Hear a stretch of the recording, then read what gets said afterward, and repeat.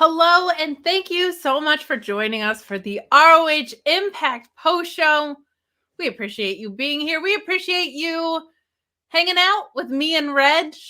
We appreciate you subscribing to Fightful Select if you haven't already. We'll just throw that in at the top of the show. Find out what's going on with CM Punk, what's going on with Mercedes Moné, what's going on with Trinity, who I'm sure we're going to be hearing more about on the Impact post show when we hand this over. But before we get to any of that, before we worry about all of the chaos happening in like crazy mainstream wrestling world, it's time we get to talk some Ring of Honor. And I am here, of course, with Reg. Reg, how you doing? I'm doing pretty well. There was a lot of downtime for the last 45 minutes because the show was over very quickly. I was like, just like getting ready to get into the show. And they're like, the main event. And I was like, wait, what's happening? We're already getting into the main event. And so, yeah, things were really interesting today on Ring of Honor, Kate. That was one of the few interesting things about it this week, Reg. No, I was a little sour last week. I kind of had my expectations tempered a little bit for this week, but we do invite you to get in your super chats and your humper chats. If there's anything you wish to comment on, leave a thumbs up. Free way to support us. And of course, you can support us on twitch.tv/FightfulGaming. Because we kind of have a buffer and because it's a shorter episode, we started 15 minutes earlier than we normally do. And we have a shorter show to review. So I'm assuming we're going to have some extra time. Let's talk a little bit more generalized, and then we'll dive into the show maybe a little closer to the top of the hour when I'm hoping some more people pop on and join us. But we got what I considered good news, and I think what you consider good news, that they're going back to the studio. After seeing tonight's episode, I was like, thank goodness. After last week, I was like, I hope they do. When are they going to announce these dates? Hurry up with it. And yes, they announced these dates, and it's finally a sigh of relief. Kate and I both, if you follow our Twitters, you've seen our sighs of relief.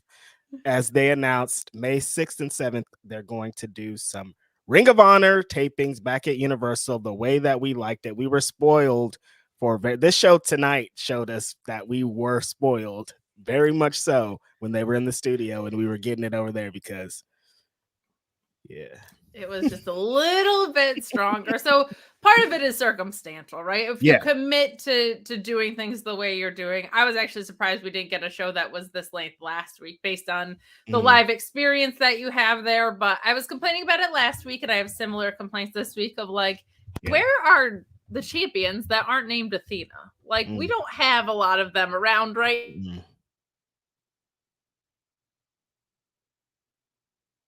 Hello. Are you there? Can anybody hear me?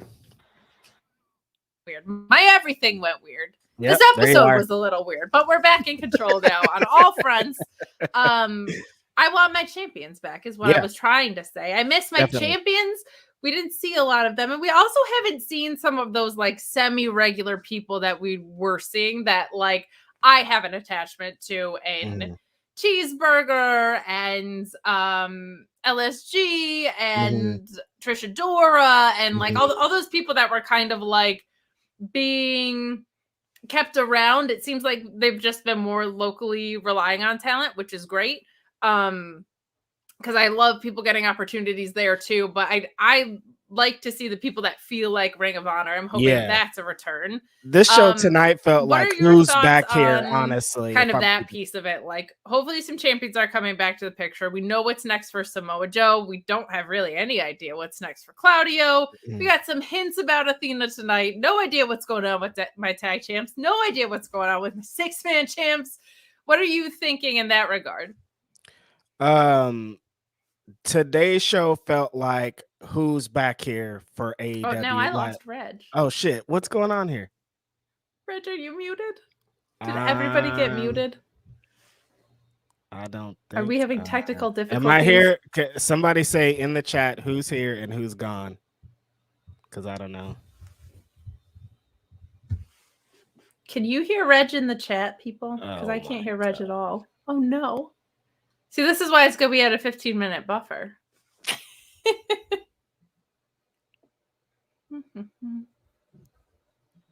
No, we hear both just fine.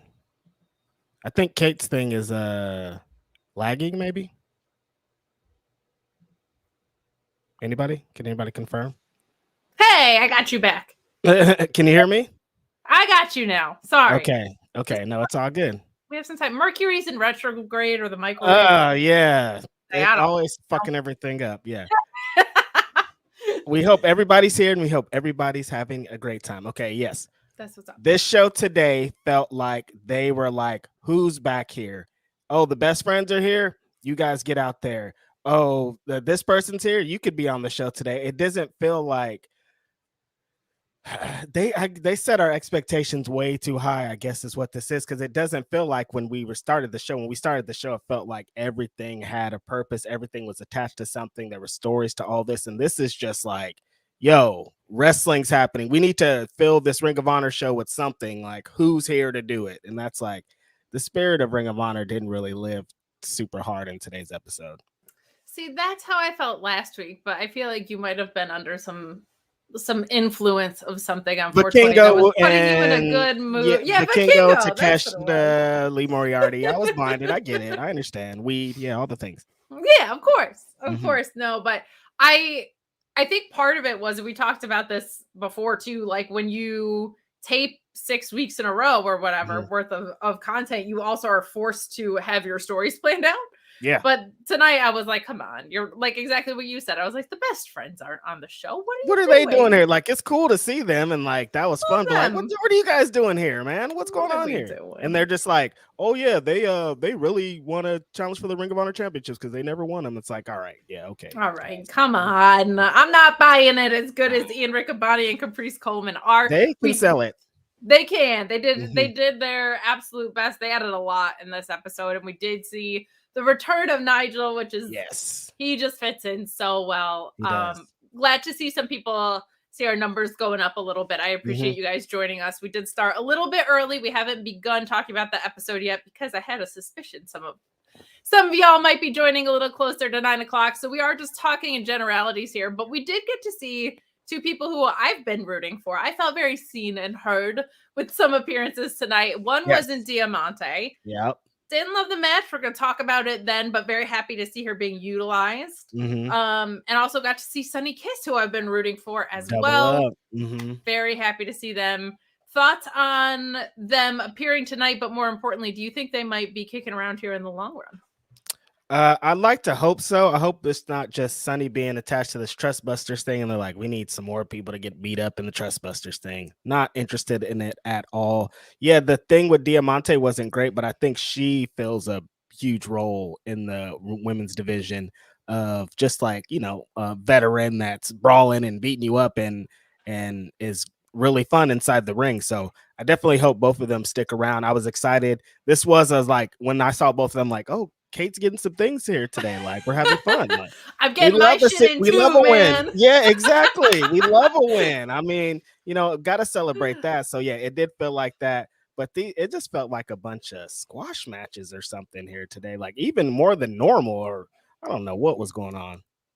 That was my other thing, was we not only had no champions, but I'm guessing because they're trying to keep the live experience shorter. I'm sure they heard the crowd last week. This one sounded even quieter, but you also affected the match quality with that. So I'm glad they're heading back to the studio. I also feel like we saw basically no interference in ROH leading up to the pay-per-view, and I don't need no interference. I prefer no interference, but we've been seeing, like, we saw Big Bill tonight, which wasn't egregious, but I'm like, man, I like my clean matches with my clean outcomes. That's what I tune into ROH for. So hope they kind of click back into the ROH style a little bit more. Let's trying to think. It was also just such a short episode that I don't have a ton to say, but I gotta bridge the gap to Impact. Yeah, no, it totally. It's just like with how the format of the show, Ring of Honor. I don't want to see it again. It just feels like AEW light with the Big Bill stuff. It's like you guys are continuing the firm stuff, but like we don't want to continue the firm stuff. I want to see Lee Moriarty in this element doing this, and the match with as we're going to talk about was a good one, and then they set up another good thing, but like just do more of that. We don't need the Big Bill's here too, and he might choke slam you if you don't watch out. It's like Ring of Honor, you guys. Get back to my ROH, but I think they are. I'm very excited they're going back to Orlando for the taping. I wish it was closer to me because I can't be flying to Orlando, but and I don't really like have an interest in going to Florida very much at the moment. Nope. I just like northeast spring weather. I like having my rights, things like that. Right. But very important.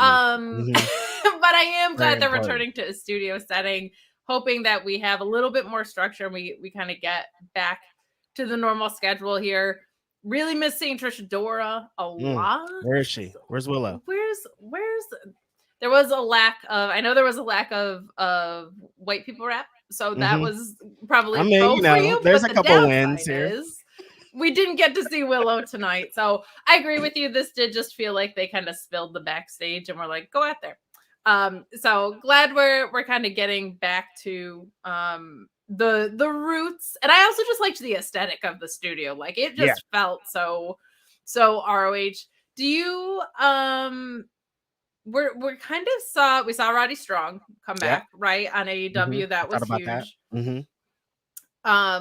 Do you think we might start to see some of that when we get some of these rosters cleared? Like people who are on the AEW, what I was excited about with Ring of Honor was it'll give people that weren't really working in AEW a place to go and work. There's so many people in all of wrestling, but AEW especially, that have roots with Ring of Honor. Is there anybody that's not super active on the AEW main roster that you want to see in ROH? Well, you just talked about him. He just debuted, but like I definitely have Roderick Strong at those tapings in May because like he's attached to that. You're gonna get some really fun matches. You get to let him work out a little bit because it's been a minute. And everybody's having a good time. Come on, like that's just like a match made in heaven. That was a great return last night. Big pop from me, from everybody. Loved it. Love seeing Roderick Strong.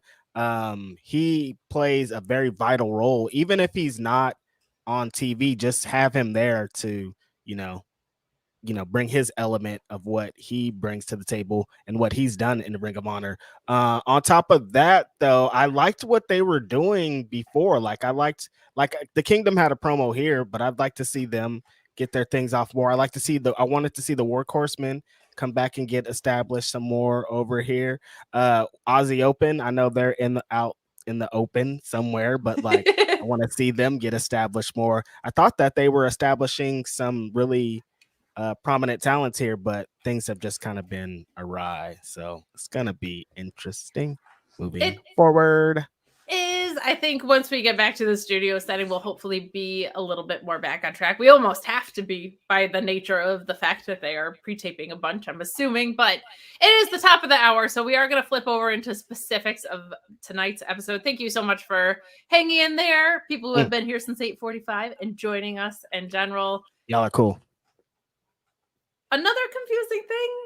We started with Athena and Lady Frost. My guess is they're doing the thing that Rampage often does, which is put like their hallmark at the beginning of the episode to get you there and keep you gripped. Yeah. When your episode's like 45 minutes long or whatever it was, you can just make that the main event. That's perfectly fine. Yeah, she's the champ. She's a champ. That made no sense, and it was a proving ground match, which I love. However, if you run the proving ground device, someone eventually has to prove their ground. And this is like the third one that hasn't been the case. With Lady Frost, I feel like that probably would have been a good one to set up for a title defense, or especially when we had time here, you guys. We had some time to play with, but no complaints about the match itself. Never really any complaints with the match themselves. Athena winning with a spinning forearm, a big one. Yeah. Everything she does is laid in. Some fun spots in here. We got a nice tree of woe in the corner. Very happy to see Lady Frost. I feel like she has really, and it probably helps when you're fighting someone like Athena, because Athena's so aggressive in the ring, but she's gotten a lot more kind of just like assertive, it feels like, or confident in her ring style. We've talked at length about people just seeming like they feel really comfortable in ROH. I feel like Lady Frost has been, I think I first found out about her during the pandemic when she was working all the dark tapings, and I was like, she's got whatever that thing is. She's great. But it's just really all clicking for her right now. I love to see that. She takes the loss here, of course, but very happy to see her on my screen and someone I would like to see stick around, Reg. Yeah, interesting that she's not signed somewhere as a full-time talent. It's she's one of those talents that, yeah, when the first time you see her, you're like, wow, she could do some pretty amazing things. I want to say that her time in Mexico has helped her a lot, because ever since she started going and doing her thing over there, she's just came back with a different confidence, and it really showed here in the little amount of time that she got here with Athena. I think any time in the ring with Athena is going to be fun. Unless you don't like getting beat up, then it's going to be not that fun. But for us, the viewer, always fun. And yeah, I agree with what you're saying about the proving ground. Eventually, we're going to have to establish the proving ground. And if she's just moving on to Skye Blue, that's like, doesn't even have anything to do with the proving ground. So why are we doing this proving ground thing over there if we're not building to something, if we're building to something else? Good for Skye Blue, though. Athena here, ROH MVP. They're taking it too much. I should stop saying it, because they're like, yeah, you're right. We're going to have her on every single show as the only champion, and she's only going to be the one to get her shit off. I'm just saying, like, in general, she's the ROH MVP. You don't have to focus the entire show on it. There are other people that can have a great time too. But we love Athena, and I want her to be Ring of Honor Women's Champion forever. No, eventually I want her to be AEW, TBS, or Women's Champion. So sure, let's keep going with this. Either way. Agreed entirely. She's just one of the most right now in all of wrestling, men or women's wrestling, she has one of the most interesting title reigns to me. Yep. Like I really, really like what this have done. I said it before too. There's like those reigns where the title makes the person, and then there's reigns where the person makes the title, and then there's those rare moments where both happen. Like Miro had one of those, and this is one of those where it's so establishing. And in Ring of Honor, I think it's so important because their reputation for women's wrestling hasn't always been the strongest, kind of until Maria came in and said, like, we are establishing a women's division. No offense to anybody that was longtime tenured there, just wasn't like a priority. Has nothing to do with the talent that was there. But it's nice to see such an anchoring force there for sure. Another nice spot in this, there was a gut buster that Athena laid into, and there was just a nice transition from, I forget what the submission hold was, but a nice one. It was a really good match, a really brief but strong showing for Lady Frost. She's a star every time she goes out there. It makes me really happy to see. It's one of my favorite things in ROH is those talents that are like right there, that are right on the cusp. So we move along to finding out that tonight, a blessed MJF free episode, because the captain is there. The infantry is here versus Roosh and Preston Vance. This is the best Preston Vance has looked in a minute. I feel like I liked a lot of what we got to see here. Again, a lot of shorter matches tonight, but effective. Roosh hitting the bull's horn for the win. Very nice to see Vance standing out here. Love the mask collection stuff. I feel like that's what they were trying to go for with the Nightmare Collective that didn't work, but in like Lucha World, that's something that works so well because it's so synonymous with wrestlers' identities that love seeing that. I hope that sticks around as something that we get to see from him more. But I felt like this was a match that Preston Vance really needed, and I was excited to see it. And the infantry also looked good here. I feel like they're in this role where they're eating a lot of pins, but ring wise, they've looked really great. I know I make my captain jokes a lot, but that's just commitment to the bit. He's a great wrestler. I love seeing him out there. I like seeing him utilized because he wasn't being utilized in AEW, and here I get to see him wrestle much more frequently. Your thoughts on this match? Great to see the infantry here in this spot because they're still a pretty new tag team. They haven't been established very long. They got together. I don't even know if it's been a full year of them like really going head on as being the infantry's Carlie Bravo and Captain Sean Dean. And they really have gotten into the characters. They really have gotten into the gimmick, really have gotten into what the infantry is and how it's going to be presented. They've gotten to get some things off in their couple of matches here in Ring of Honor. We know what's going to happen in Roosh and anybody is in the ring that you're going to get trampled like a damn bull. Look at me. Shout out to me. But Preston Vance, yeah, just like you said, I think he's needed this. I'd also like to see him established in a singles division here in Ring of Honor too, because I think he could bring a really dope element himself. Big guy, confident, has a lot of star qualities. I think that could be presented here. So it was good to see him beating up my friends here in the ring. Always good to see. If you're not in this line of work for an ass kick and you're in the wrong line of work here, but we got some love coming in, and my dog scratching herself and hitting the cord to my microphone, which we already found out is temperamental, so apologies for that. But me, Norma saying couldn't watch all of ROH because I had to do my stupid job. Here's a small sack of monies for two of my favorite humans. Meat loves you. Well, if you have a 20-minute break from work, you're going to be able to make it through like 90% of the episode this week. Up. So thank you for the support. You're always so generous. Appreciate that. We appreciate it for sure. You kind of alluded to this almost with Preston Vance saying he could be a breakout singles wrestler. Roosh also could fit into that category for sure. We've seen it. At what point do we actually see a solidified roster for ROH, especially the women's division? I think we are way overdue for a specific direction. I really thought that was going to be the post pay-per-view thing we got. Yeah. I thought that's where this whole right after pay-per-view, that's what we were going to start building to. I guess we've alluded to it here a couple of times. These studio tapings need to establish something going forward. We need to get some stories. We need to get these champions out here defending their belts. We need to get some people saying, I want to win this specific title here in the next couple, blah, blah, blah. Where's the champ at? Where's Claudio at today? He didn't do nothing. He wasn't nowhere. Nobody said, I want to be Ring of Honor world champion throughout the whole show. Like, you guys, we got to get to this. The women's division, I think Athena's been holding it down on her back, carrying it herself. They did establish a little bit, as we're going to talk about here in the show, what the future is going to look like for her next challenger. Definitely. It does feel like they're kind of like the only ones in the ROH women's division. Yeah. Probably put Willow in that as well, but she's doing so much on the main roster. There was an AEW banner signing that I am assuming would be working the ROH women's division, but I'm not going to tell you who it is because that was on FightfulSelect.com. Get behind the paywall, people. Do that. It was Ashley Dambaugh. But read all about it on FightfulSelect.com. Yeah, I hear you. I'm wondering if Collision plays into this as well. Like, yes, I'm guessing that they want to have a clear idea of what Dynamite, Collision, and ROH are all supposed to be under this ecosystem. I have no idea what the hell you do with Rampage. Certainly looks like Dark is. I can never keep them straight, which is Dark and Dark to Elevation. But I think Elevation is probably gone. Yeah, I think that's Audi 5000. But I do.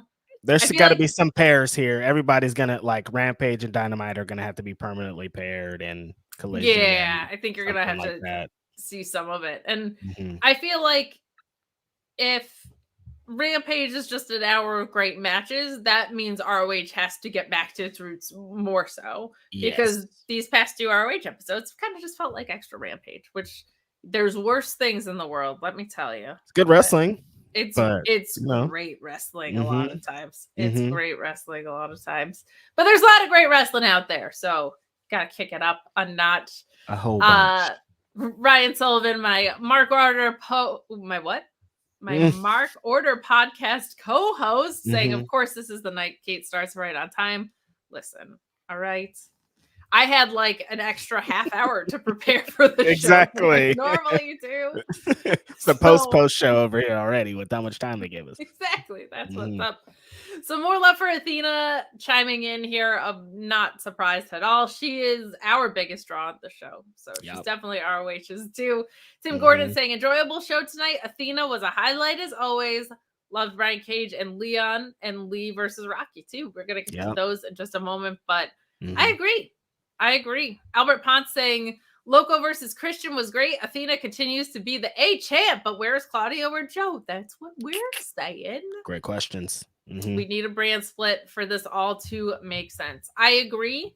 I have a pet peeve because I'm an old cranky lady that if you're a champion of a brand, that has to be your number one priority. Otherwise, your championship just doesn't mean as much to me, the viewer. And so when you're Exactly. not there to defend it, or you're in a top program, arguably the top program on AEW, it just doesn't feel right. I'm wondering if Eddie Kingston was supposed to beat Claudio, but because of his injury, he didn't go over. Possible. I think it's a possibility. Okay, yeah, you're making some sense now because Claudio is heated up in AEW. Like, he's in the hottest angle of the company right now, and if he's going to be doing that, and he's going to be locked in this for some time now with how many matches they're going to put together, I'm sure, throughout this whole thing, just get the belt up off of him. I mean, I understand that Eddie Kingston was supposed to be the one, but we at least got to establish some contenders that are trying to be the next one, if that's what we're going to do with this. And Samoa Joe is the TV champion. At minimum, we got to have this guy around. If anything, get that belt on somebody that's going to be there every single week, because that could be your biggest draw right there, is having the television champion on your television show. Easy way to have stakes every week. Maybe they're like, he's the television champion, not the streaming champion. Oh, Same thing right now. Yeah, here we go. Same thing right now. We got a quick promo from OGK, which was perfectly suitable. I don't think there was a ton to write home about.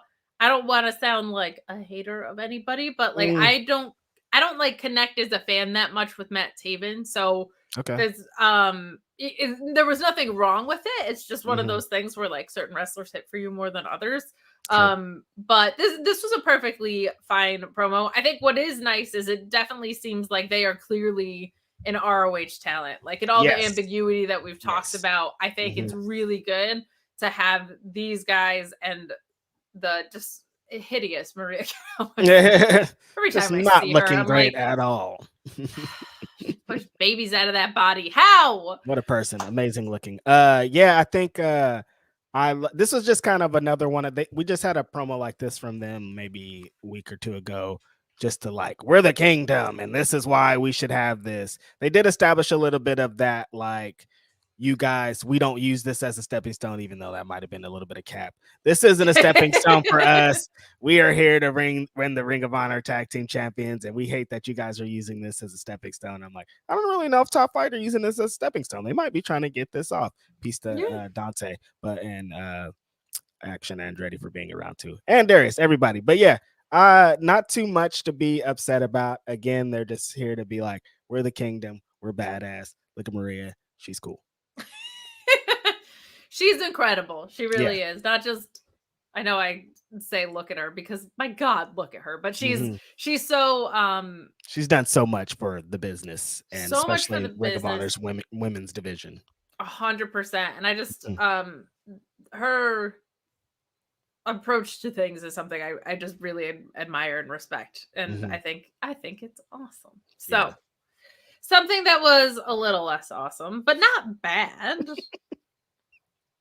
Best Friends versus Joe Ocasio, I want to say, and Mookie Summers. I'm less familiar with Joe Ocasio, so apologies if I got that wrong. But this was a glorified squash. It felt like the whole reason they did this was for the Best Friends pop, which I'm not totally against. I love a good pop. I did appreciate commentary talking about the recent appearance in New Japan, because it does feel like, okay, Best Friends aren't just AEW. Some they're connection, out there, which is good. Right. A stretch, like pulling some muscles level of stretch. I was just kind of like, I don't know. Funny guy, Tony Khan. Funny guy. That's how I felt about it. I was like, you're just throwing people out there, Tony Khan. Sometimes you just have to let your co-host speak for you. Seriously. No, honestly, this was like, now it feels like they're just like, okay, we need to have dark matches also, but we'll just record them and say they're a Ring of Honor match. They recorded a dark match and they were like, nah, actually it's a Ring of Honor match. Have fun out there, you guys. Actually, this is contendership. That's all. Yeah. I think I agree with you. Always good to see. Trent is so great. Like, he's really I don't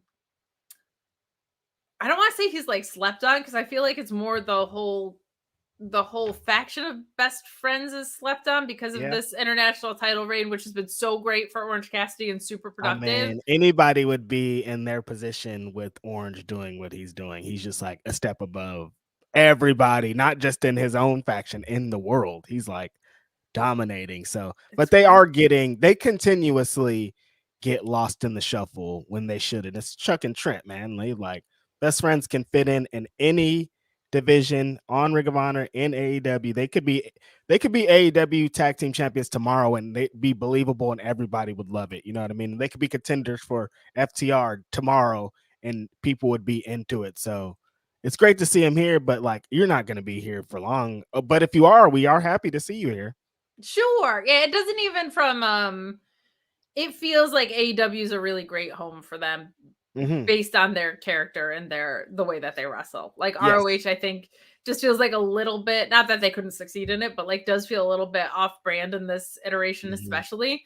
But happy it felt a little out of place. It did. Yeah, it's a little bit with, especially with the teams that we've been seeing and like the Workhorsemen and Aussie Open and what they did. Like it doesn't feel super on point, but to your point, they are a team that you can just heat up at any point because they're so perpetually over. And that's something that I think people underestimate how special that is in wrestling. Because there aren't a lot of teams that you can just be like, okay, now's your time, turn on the gas. And they just will be. They'll just be over with fans. So very, very cool stuff. We do have some ambiguity around what's going on with those tag titles because Rey Fenix is unfortunately injured, it seems.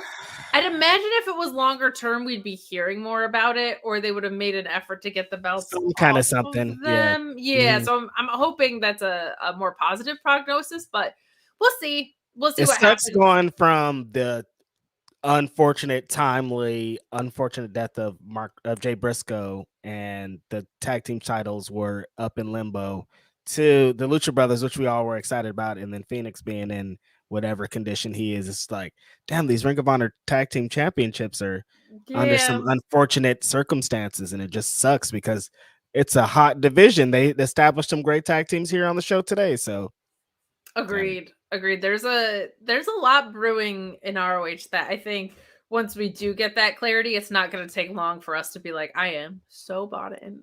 So very much looking forward to those days. But glorified squash here, nothing to really overanalyze. Always love talent from the independents that I'm less familiar with getting on my screen. That makes me really, really happy to say, get that back. We love it.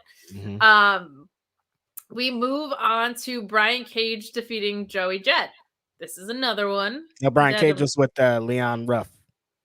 Oh, I'm sorry. Yeah. Sorry, the rundown is incorrect. I'm like Ron Burgundy. I'll just read anything that I think that's from last week. Yeah, I think so. I think so too. This was actually, I apologize. This was a really good match too. And it was kind of similar to last week where I was expecting it to be more of a squash, but I was glad it wasn't because Leon Ruff is really great. And he is great at looking like he is in the game with a big man, but also making that big man look good in the process. Like he looks competitive, but anytime you need one of those moments where it's just like big dude stops everything you got going, like all your momentum gets halted, he makes it look like $1,000,000. And we saw a lot of that here. A lot of fun. You can really buy into Leon Ruff and like believe that he's going to win a match. And I really appreciate that because it at least plants seeds of doubts in matches like this. Wondering again, have 6-man belts? One guy from that picture is out there. But Cage finished him off with a modified cloverleaf in this. Not terrible. And I also like seeing that out of Brian Cage. It wasn't like a typical big guy finish. It was like, no, he had to use some real wrestling to put him away because he was in there with a real wrestler. I loved it. What were your thoughts on this? This was tight. This was one of those. Brian Cage is continuously doing this PWG style Brian Cage show. And this was one of those in Reseda. If this match would happen, people would be going crazy. Leon Ruff's all over the ring. Brian Cage is just spending the majority of the match trying to catch him. And then when he catches him, he murders him every time. So it's like, this is just like a great game of cat and mouse. This is updated cat and mouse, updated David and Goliath type shit. This is the element that you need to see Leon Ruff in because he is, like you said, great on both sides. When he's taking punishment, he gets the crowd behind him every time. It's never just like oh, this guy's getting his ass kicked. It's always like, man, we want to see this guy come back. And then when he comes back, he gets the crowd every time. And like you said, he's one of the craziest, best cutoff wrestlers there is, because all of his cutoffs are like, oh, he's dead.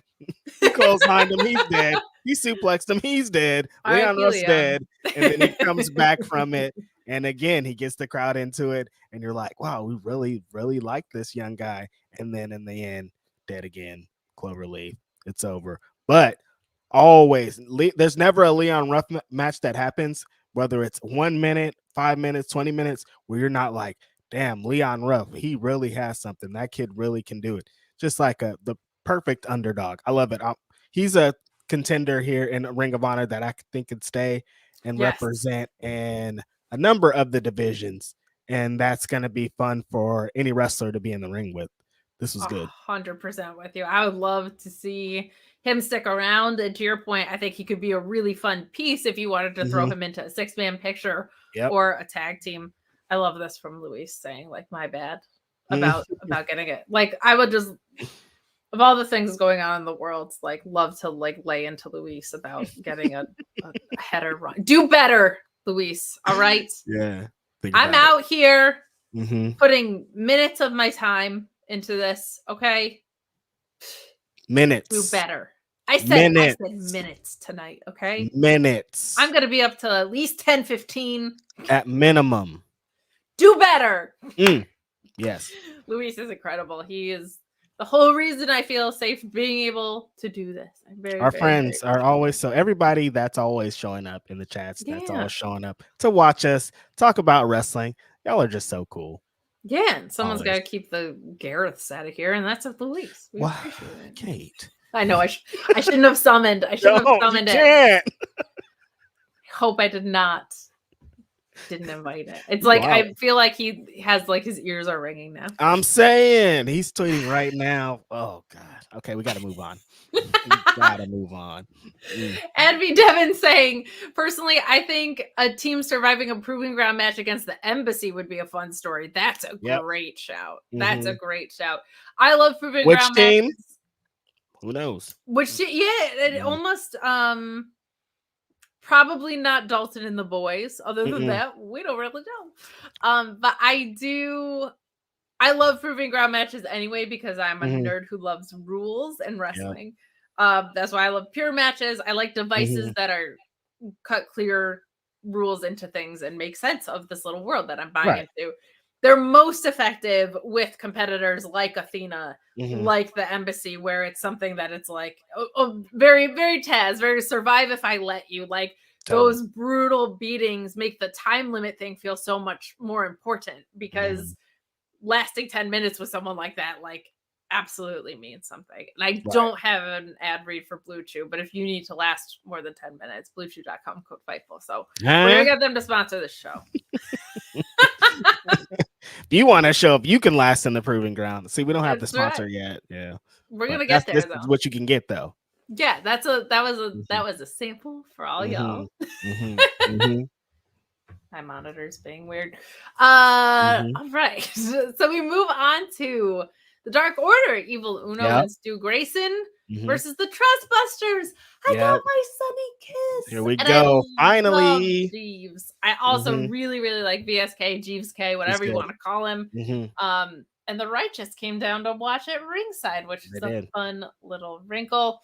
A scary spot in this. Grayson's springboard senton thing made me a little nervous. Not didn't feel great about it, but everybody emerged okay out of this. Very happy to see Sonny kiss in the ring. Always love seeing Jeeves as K, Jeeves K, and of course, I mean, this is why we brought Stu Grayson back. I love seeing him week over week. He's been another consistent performer in there. This tag team's been another consistent performer in ROH. Wouldn't mind them sticking around. What did you think of this match? Dark Order, I love it. I love seeing them here. I love seeing the Super Smash Bros back in action, baby, because they're such a great tag team on display here. VSK, not for nothing, the Trustbusters, they be getting their asses worn out on every show, but they are a bunch of talented wrestlers out there that can do some very tremendous things. VSK, I like this guy a lot. I think he does a lot of really veteran, like he has a lot of veteran instincts. He has great timing, spacing, and a lot of things that are needed to get to the next level. He plays his role very well, and I'm happy for his success here in Ring of Honor. Sonny Kiss is just the greatest of all time. We've been waiting for however many Ring of Honor episodes we have. We've been saying every week, bring Sonny Kiss. Where's Sonny Kiss at? Why is the Trustbusters here? Sonny Kiss isn't here. Sonny Kiss is here on display, the best, all the pomp and circumstance you can want, the flips, the charisma, the glamour, beautiful work. We love to see Sonny every single week. That's what we're getting out of this. The Dark Order is continuing to be established as, I hope, a Ring of Honor tag team going forward. I think they are high on the list of could be the next Ring of Honor champions, because I think they represent everything that you love about kind of the past Ring of Honor. And they could just, I think they could play heels if they needed to. They could work with any tag team that you have here.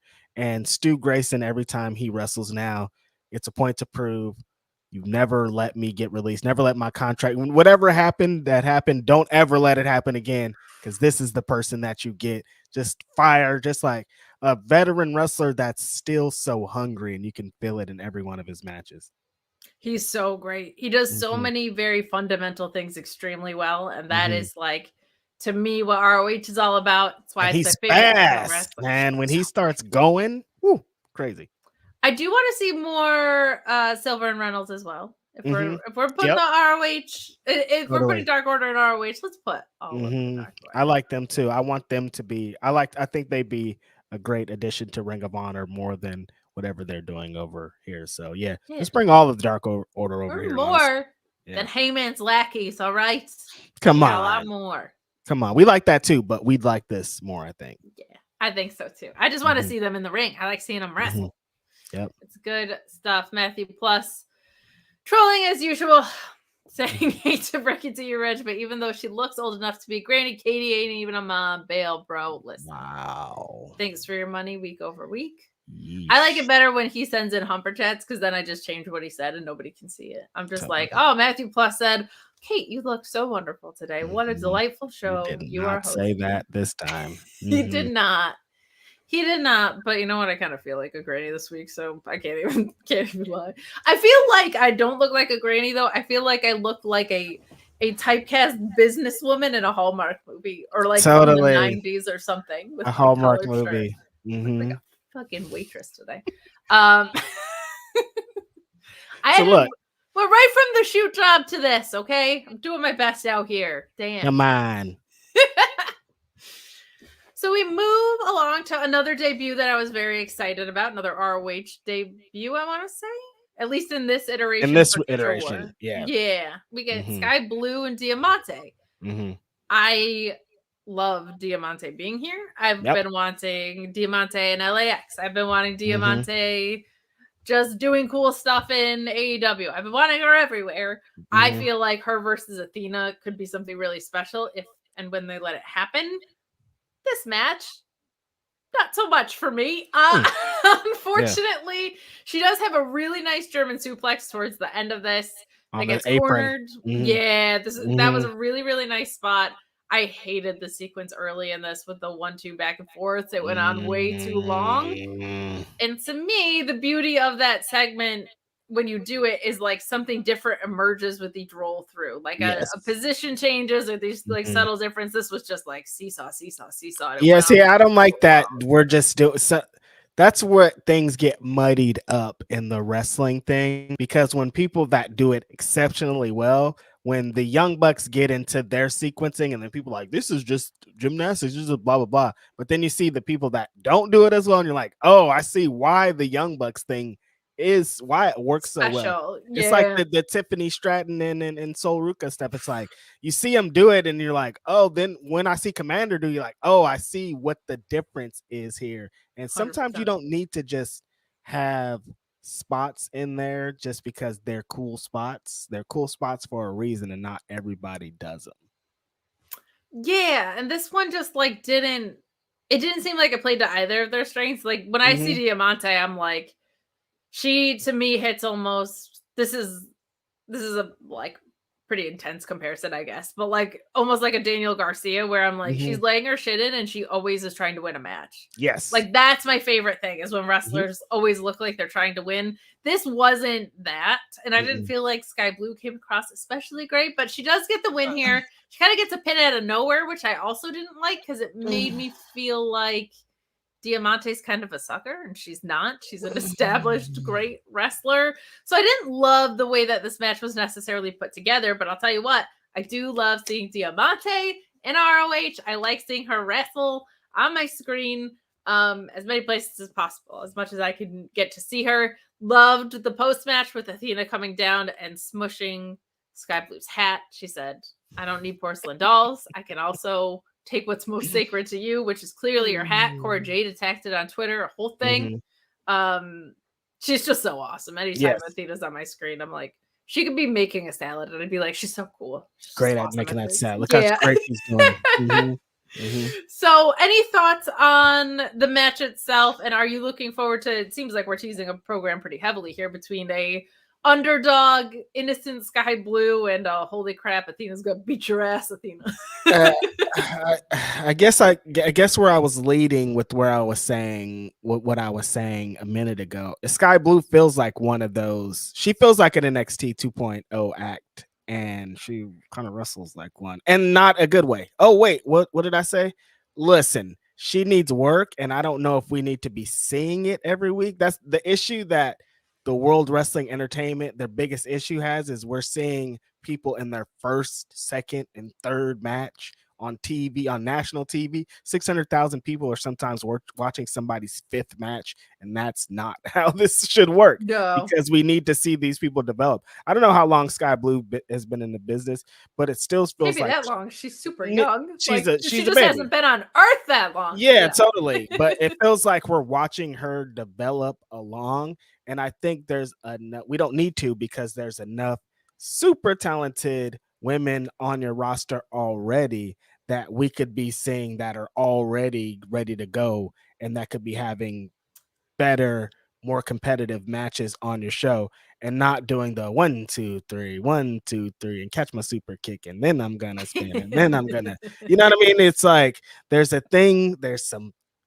Like I was saying about BSK, there's timing to this, there's spacing, there's all the things. And if we're watching it with you, it's not going to work out. I like Skye Blue. I think she's a very fun talent, but I think there's a lot more contenders that Athena could have that we're going to believe that have the chance of beating her for that championship. Her being the next contender for Athena and going out there and threatening her, it's like, yeah, Athena's going to destroy this person. She has no choice, no chance in this ring. What do you mean? Like, I don't believe for 1 second that Skye Blue can, she's going to do what she did to Diamante and get a surprise roll-up win. Not on Athena. Have you seen Athena? She's going to kick out and kick her in the head. No, absolutely. I am mixed on that. Like, I feel like it's fine, because I feel like we've seen a lot of growth from Skye Blue, truly. Yeah. This match was not it. I'm okay with it feeling like we're seeing her develop in ROH. Largely, A, it's on a streaming service, not on television. And B, I'm okay with it if the title program is something different. I do feel like it's a little bit too hot shot. If this is like the B or the C, I'm like, that's actually kind of cool, because we could get to see that growth up to that point. Right. I feel like this maybe is a little bit fast, but this kind of comes with us not having a division, right? Like, I think that is part of the challenge here. This wasn't a great showing for either of them. I think it was just a little bit of a mess. Felt like this whole episode was and like after Skye Blue wins, they're like, "Oh, Skye Blue is 4-0 on Honor Club." So you mean to tell me they've been what they've been doing is building Skye Blue? Because it doesn't really feel like it. Does it feel like that to you, Kate? Does every week you feel like, oh, Skye Blue really has momentum? She's next up. I feel like she has some momentum, but I feel like the only reason I'm paying attention to that is because she's only lost in AEW. Right. And so that she's winning you have at made all. that point on this show. Yeah, exactly. I don't know if I would feel like she's being super built. And part of that is the buy-in factor, right? Like I almost feel like like Trisha Dora, if you told me is going up against Athena at the next program, boom. Lady We're Frost, in. if you told me she won her proving ground match today, I'd be like, great. And I feel like Sky Blue still got some building up to do. If you told me Diamante won tonight and she scored another couple wins and we got there, I would also kind of be in on that. But there is the duality of I see her get pinned like every week in AEW, and also just realistically, to your point, she's just a little big reader and still putting things together. So that's it. I'm with you. Yeah. I hear you loud and Like clear. it's gonna be Athena's gonna. The referee's gonna have to stop this match if that's gonna happen. It's gonna be dangerous. I'm worried about it. This is my other issue with that too. It is again like my issue with that. I try not to have issues with things I haven't actually seen. Yeah. But I feel like the story of this should be Athena beats the ever living dog shit out of her. And I don't think that's something you want to do with a talent that's a little bit more vulnerable in Sky Blue and is still working her way up. So I feel like the timing for that is not necessarily great. Sure. But I feel like the story they should tell is it's just like Athena's just dragging her, and we're just like, oh my god, stop this match. Yeah, and one of those ones where it's like she won't go in for the pin because she gets so much pleasure out of torturing someone. Like those sadistic ones, I feel like because Sky Blue has this like innocence about her and is young and has this very like I don't mean this like in a negative way, but like almost a naivety about her. I feel like Roxanne has that in NXT too, just like this very little innocent whatever. Like to have someone who's been like, I've been around the block and I'm going to ruin you is just like a really fun dynamic. Good dynamic. So we move on to what was a really, really good match with Lee Moriarty and Rocky Romero. Rocky Romero is someone that is just very good at a lot of things in professional wrestling. He's one of my favorite announcers when he's on the announce desk. I think he's fantastic in the ring. I love the way he chooses to participate in the wrestling world. I think he's really good at it. The Roppongi Vice theme, also a banger. Can't let that go unsaid. But Lee Moriarty just continuing to be really impressive. This ends with Big Bill interfering and choke slamming Romero. I did like the choke slam. It was a good choke slam. Rocky had a really nice springboard DDT in this as well. Just some really good in ring work here. I hope Lee Moriarty is on a specific track soon. Like I think I said this last week that I feel like the whole faction that you have one of the best wrestling managers in the world taking care of. It's kind of gotten lost in the shuffle. Like the Guns were champions and a part of it, but not really a part of it. And then we haven't seen them. And Lee and Bill are a tag team, but they're also not. And Ethan Page is someone that should be in a title picture and isn't. Like that whole faction feels a little lost. Lee Moriarty is someone that I think you have the time with because he's just that kind of wrestler that is there's never a time that he's going to be in the ring and I'm not impressed. So when you decide to put him towards any specific way, I'm going to buy into it. But I do feel like he deserves it. And I think ROH could be a really nice home for him. He had like 2 appearances in ROH, I think, before he got signed to AEW, where it was like, ROH should sign him. Then it was like, AEW signed him. Like, oh no, he's already signed. Yeah, exactly. So, but this match was a whole heck of a lot of fun. I kind of expected it to be honest. My expectations were a little bit higher with this. Your thoughts? A lot of great things happened here. Seeing Lee get a win on any wrestling program is always a big win for me. Don't matter if it's AEW, this show, any show that's on. If Lee Moriarty is getting a win, we're winning, baby. Rocky Romero is one of, like you were saying, the best talents in all of wrestling. The things that he does behind the scenes for New Japan are like, man, like he's given so many homies a chance to be on New Japan Strong, and some of them transitioned to the other in Japan, you know what I mean? And he's given so many people the opportunity just because it feels like he just really likes wrestling on top of everything. Like it's like you would think somebody that's so full-time within their position as somebody would be like, maybe he does it, but no, he's at shows all the time scouting. He's at shows all the time wrestling. He's like Christopher Daniels, just like these people that are always going to love wrestling and always be connected to it and always wrestle. So this was super dope to see him here because he probably was scouting also. So anytime there's a person like Rocky Romero in the locker room, it's going to help everybody out because people are going to be going extra hard thinking like, hey, maybe Rocky might give me a chance over here. Sure. So always great to see. They did a lot of super fun stuff in here. They set up they're setting up for another match next week, it sounds like, and it feels like this was like the prelude to that because they had a bunch of pure things in here to kind of establish like that's really what we would be doing if we were doing this. Is really if we had our opportunity, this would have been a pure match, but we had to have some shenanigans in here to set up the pure match. I don't understand why they don't just switch out Stokely with Big Bill. I understand having Big Bill as, I guess Stokely's supposed to be out because he's dead or whatever, but when he's back, anytime Lee Moriarty's around, we should be seeing Stokely around with them because I don't really know if Lee needs a heater like Big Bill. If this is the position you want Big Bill to get into, maybe establishing him as something, it could work, but I don't know if Lee's exactly the one that we need to have the big heater here. I think Stokely would actually get him farther and into a better position. But again, he got the win here. They did some great wrestling here. Rocky is a veteran that still likes to incorporate things that he knows are going to pop the crowd. So he's always a great person to have on the show. This is when the show was fun. If there's a pros and cons list, this is a big pro on the list. Maybe match of the night. Yeah. I think what closed us out, and I couldn't believe how quick it happened. What followed was a whole heck of a lot of fun here too. We do have a chat from RH saying, give me Roderick Strong versus Lee Moriarty. Hell yes. Please. I'm so excited to see what Roddy can do. And selfishly, I hope that means that maybe KOR is on his way back. Hopefully. Sooner, maybe. I like this match that people have been saying with Roderick Strong, the battle of the shitty little boots. Roderick Strong and Daniel Garcia. That's like that match is like these brothers written in the stars. Punch and kick and fight each other.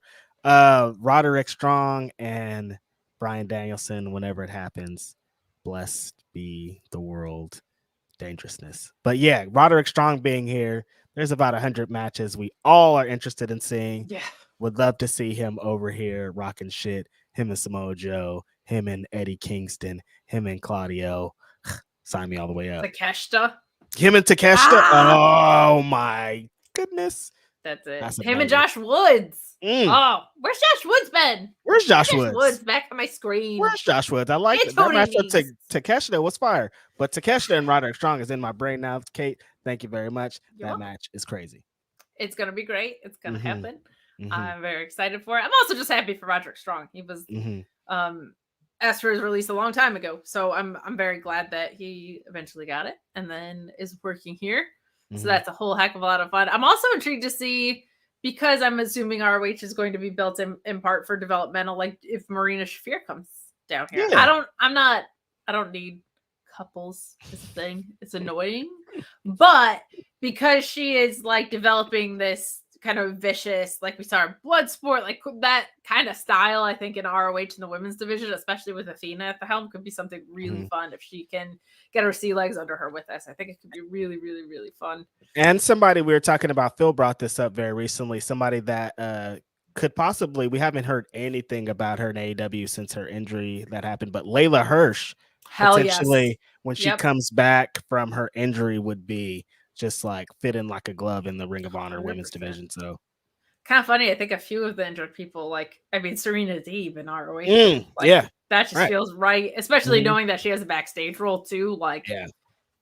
She's clearly has some great coaching behind her. If you look at what she was able to do with some of the women in WWE, I know there's a buffet of coaches there and stuff, but there's a lot of, weirdly, like it feels like a couple of the people that are injured are, I think, really well suited for Ring of Honor. Layla Hirsch is someone that I had kind of found out about not too long before she got signed, and I immediately was in on her. I was like, this is like this little female Taz running around, suplexing dudes on like Joey Janela's spring break show or whatever the hell. Like, she's so great. Yeah.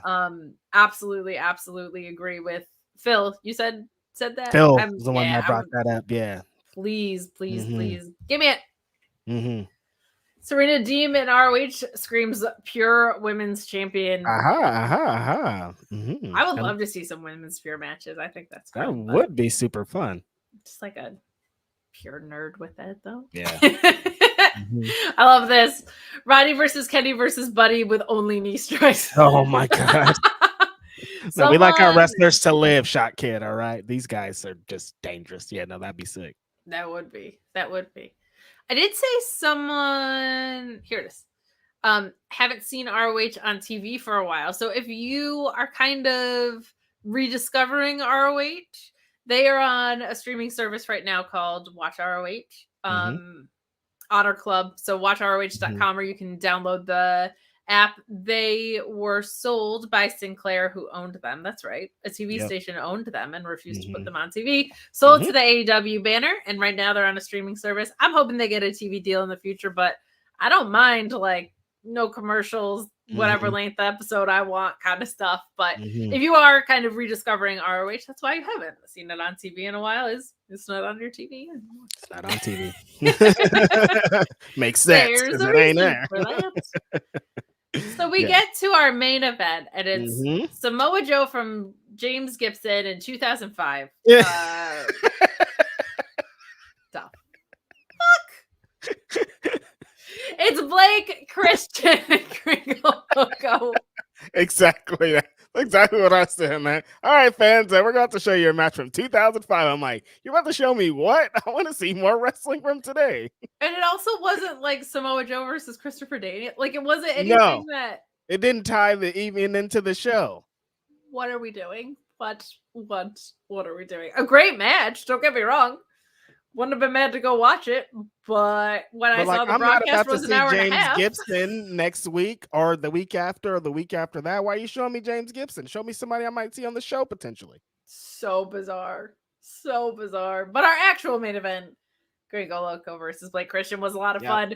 You said a little peek behind the curtain in our DMs because I thought the same thing. I was like, are they doing like a whatever Broadway with these guys? Like, they announced an Iron Man match and I didn't see it online, tweet about it. Like, what's going on here? The main event, it's still like 5:50 or whatever time it was, or 4:50, or I don't know, remember time.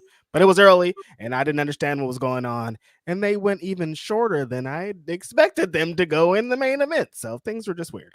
Things were just weird. They are as anxious to get back to the studio setting as we are, I think. But Christian picked up with an incredible springboard 450 splash. This is a match that I feel like I really enjoyed, but this was like a made-for-Reg match. You love matches like this. I'll throw it over to you to talk about. But very nice to see Gringo Loco here. Very nice to see Blake Christian in action. Glad to see him getting some reps. He was someone that was signed under AEW before ROH was rebooted and kind of shelved a little bit. What were your thoughts on this main event? It was hilarious because the commentators were like, this is like one of those American Lucha Libre matches. Like, no, this is a GCW match, you guys. I think I've seen this before on a GCW card, Gringo Loco versus Blake Christian. If I haven't, it's going to come soon. This is a GCW match on Ring of Honor television.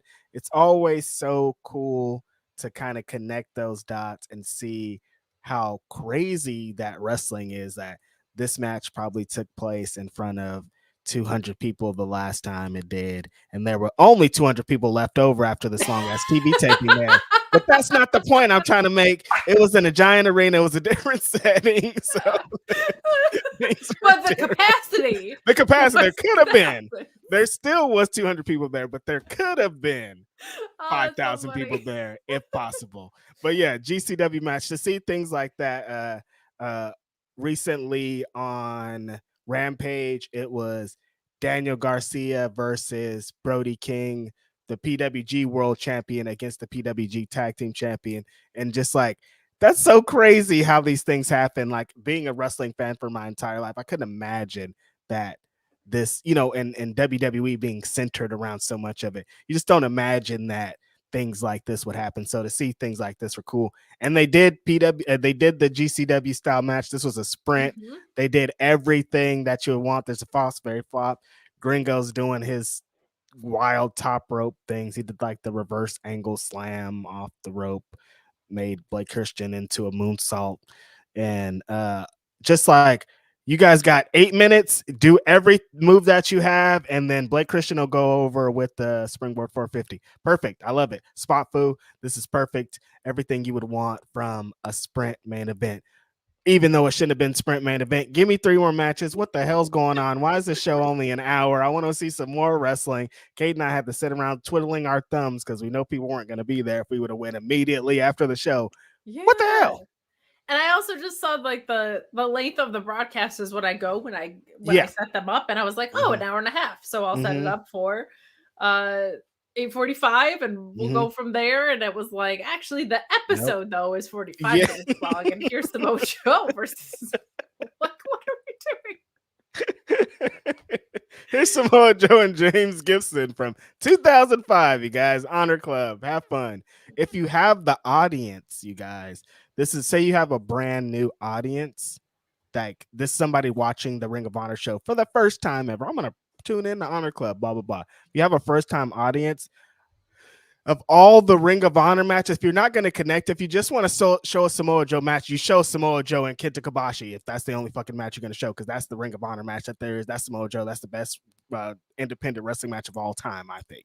Or you show some other crazy match. I don't know if Samoa Joe and James Gibson's the one to get people to stay in. Joe versus Christopher Daniels, or the match that we potentially are going to see next week. Might as well show what Christopher Daniels talked about in his promo earlier in the show. Funny guy, Tony Khan. Funny guy. Yes. Funny guy, Tony Khan. Funny guy. That's how I felt. So that was our episode of Ring of Honor. We've got like another 15 minutes to shoot the shit. This is how they left us on the show too. That we were just like, oh, it's over. That was it. That was it. I was like, you can watch this whole Samoa Joe match before I even start the stream against Gibson. True. Do you want to just recklessly speculate for a while, or you want to talk about recklessly speculate? Let's spec a little about bit. What is next, because history shows that Ring of Honor usually has a summer pay-per-view, Death Before Dishonor, usually in July, and that's not super far away. If we, we're about to be in May. Best in the World first? Yeah, but I don't know. They haven't done that in a couple years, so I don't know if they're going to. What's going on here? It could be different. We could be moving into. I went to it. Did you? Was that last 2 year? years ago, I think. 2 years ago. 2 years ago, probably. I don't think they did it last year. I don't think so either. Yeah, I think they just. I think it's like one of the bigger ones, but Super Card, Death Before Dishonor, and Final Battle. So potentially we could start building until getting into that show. I'm guessing, depending on what's happening with Eddie Kingston, is going to have a lot to do what happens in the Ring of Honor world title picture. He had a few indie dates that he was still booked for last I saw. So I'm hoping, but I also thought it sounded like he needed surgery. So I don't know, but it sounds optimistic because I feel like it was pretty recent that I saw those and that they were for like June. So fingers crossed on that because I miss my Eddie Kingston. Yeah, we need him back. And like I said, Claudio's way too heated up there. You need him at full capacity against what BCC and the Elite's going to have going on. He's not going to have enough time to dedicate a full program to however he's going to get this belt off to the next person. The Eddie Kingston thing is very unfortunate. Now I'm just like convinced, like it probably was because of the injury, because there's no other reason why he wouldn't be champion right now. So let's hope that that's what's happening. Lee Moriarty got lit up today, so maybe he could be next week if he gets a big victory over Rocky. That could potentially lead to a match with the ROH Pure Champion Shibata. There's the Rocky Romero New Japan connection already there. There's some things that could be happening there, so I'm very excited about that. Though Skye Blue and Athena, just pass. kind of a wave for you, huh? You can have it. I'm not really doing it for me. I like Athena, of course, the ROH MVP. She's doing amazing things. I'm sure she's gonna get some sympathy out of it. I'm sure at points there's gonna be she'll get a great near fall out of us thinking that maybe Sky Blue could do it, but she's not gonna do it. She's never gonna do it. Athena is a monster. Are you not into Sky Blue because you haven't gotten a Blue Sky invite? Is that what this is about? I mean, I was beating around the bush, but that is where this is leading to. Where you guys, I don't have a Blue Sky account, and I gotta be honest, I have no idea what the hell Blue Sky is. Yeah, me neither. There's people that are starting to announce that they're a part of Blue Sky, and they're so cool. Or whatever. Is it an airline? It could be potentially. Could be just I'm going a Blue outside. Sky member. I get double points every time I book a flight. Okay, I'm a part of the Blue Sky, and it's just me outside, looking outside, touching grass. Like, yeah, join this club. Like, you don't even need an invite. Just if it's people outside touching grass, that app we need to invite. That can't be invite only. That needs to it's got to be free. That needs to bring all the gross people over so that they actually go outside. Reg, I'm a woman of business. Okay, Mm-hmm. I want clicks. I want engagement. Mm-hmm. We've talked a lot about ROH. Mm-hmm. We should at least acknowledge that your Grapsity co-host is leaving us. It was announced on what? On day after Dynamite tonight. I haven't been on Fightful Select all day. This is news to me. I haven't heard this. This is crazy. Will Washington's leaving Fightful. Where's he going? Washington is leaving Fightful. Who's to say, Reg? Who's to say? I'm not the person to say. But I did want to take I said in a chat and stuff, but I did want to take a moment in case I don't have enough streams in the next couple days or can't say so on Grapsity to just acknowledge how incredible Will is and the work that he's done here and the work that he will be doing other places. When we find out what's next for him, I'm sure is going to just be fantastic. He's been such an integral part of Fightful, and Grapsity has been such a welcome and necessary show for us to have here. A lot of people were asking if it's going to continue. I'll let you take the reins on that, but I just want to say that Will has just been he has an incredible amount of intelligence about wrestling. He has an incredible spirit about wrestling, and he just operates himself with so much integrity across the board in a way that I aspire to. And I think that is a gold standard in wrestling podcasting, as dramatic as that might sound, but he really is such an important voice, and he's been so valuable to us. And Grapsity is such a special show, partly because of him, but I'm sure it'll continue to do amazing things as it moves forward. But I just wanted to be able to say on air in an on-air capacity, and I figured today was the day to do it, sitting next to you. And when he officially announced, instead of a bunch of people watching the SmackDown review being like, what's she talking about? So thank you so much, Will, for the example you've been in the wrestling community as a person with us, as a friend to me, as a human being, and someone who's excellent at your job. I can't wait for what is next for you. But I'll throw it over to Reg because everybody was asking about Grapsity. So before we get more, I'll toss it over to you. Unless you want to wait till Saturday. I don't really know. I don't know what's been talked about. I didn't watch Day After Dynamite. I don't know what is to be said. Just the departure. I don't know anything.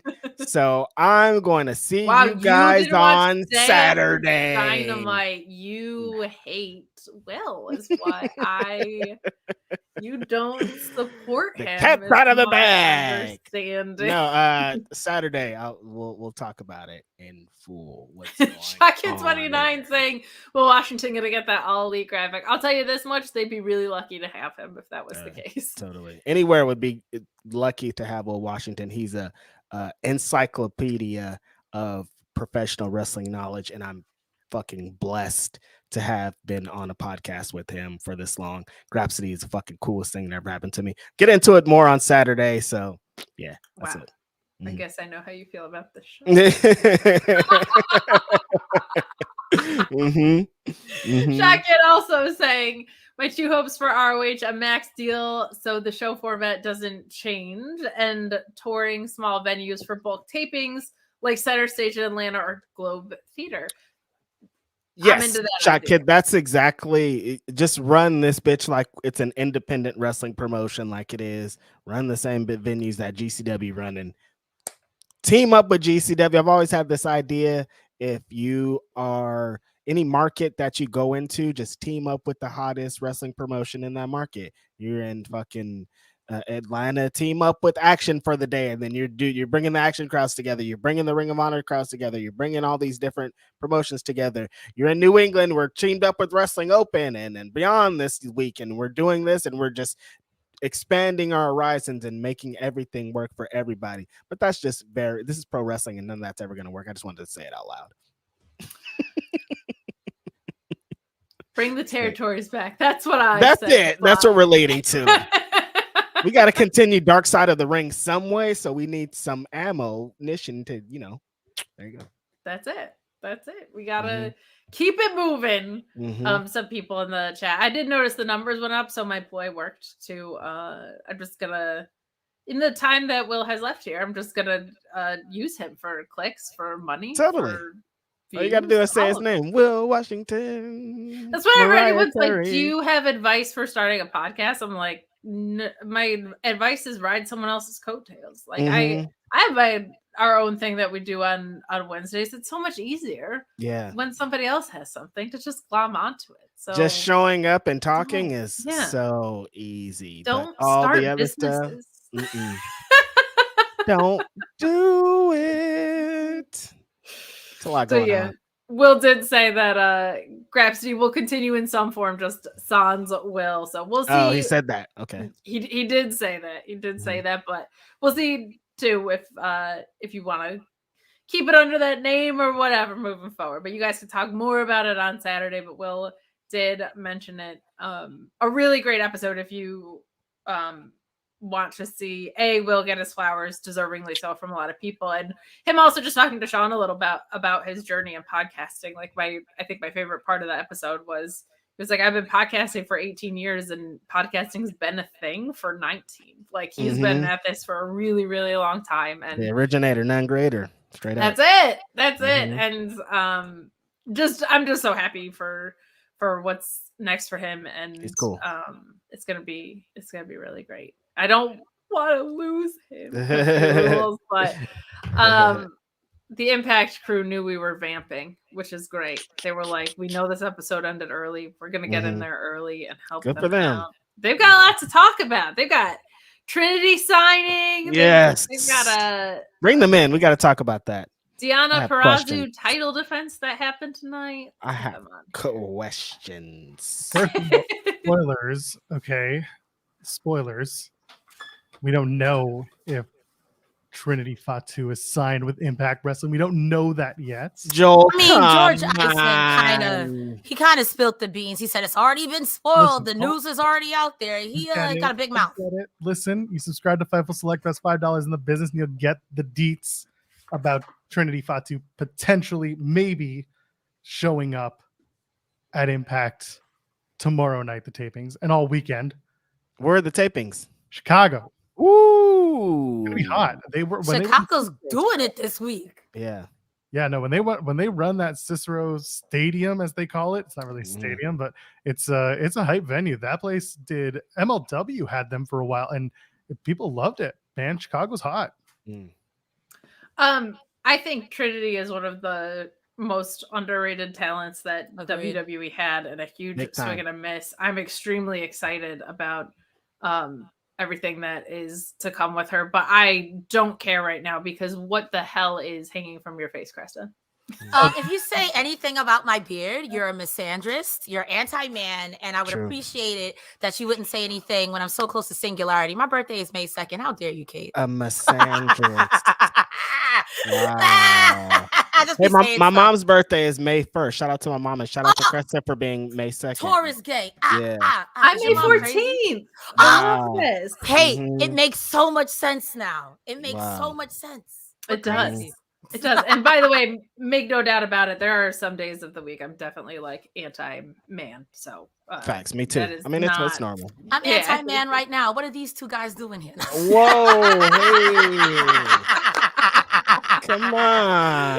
I should take them off the. No, it's funny because I screen. was going to transition into. We were talking about what's going to happen here in the future and what's things are happening, things are in the air, and I would love to talk business with Cresta very soon. I think we could, we got some things to discuss here.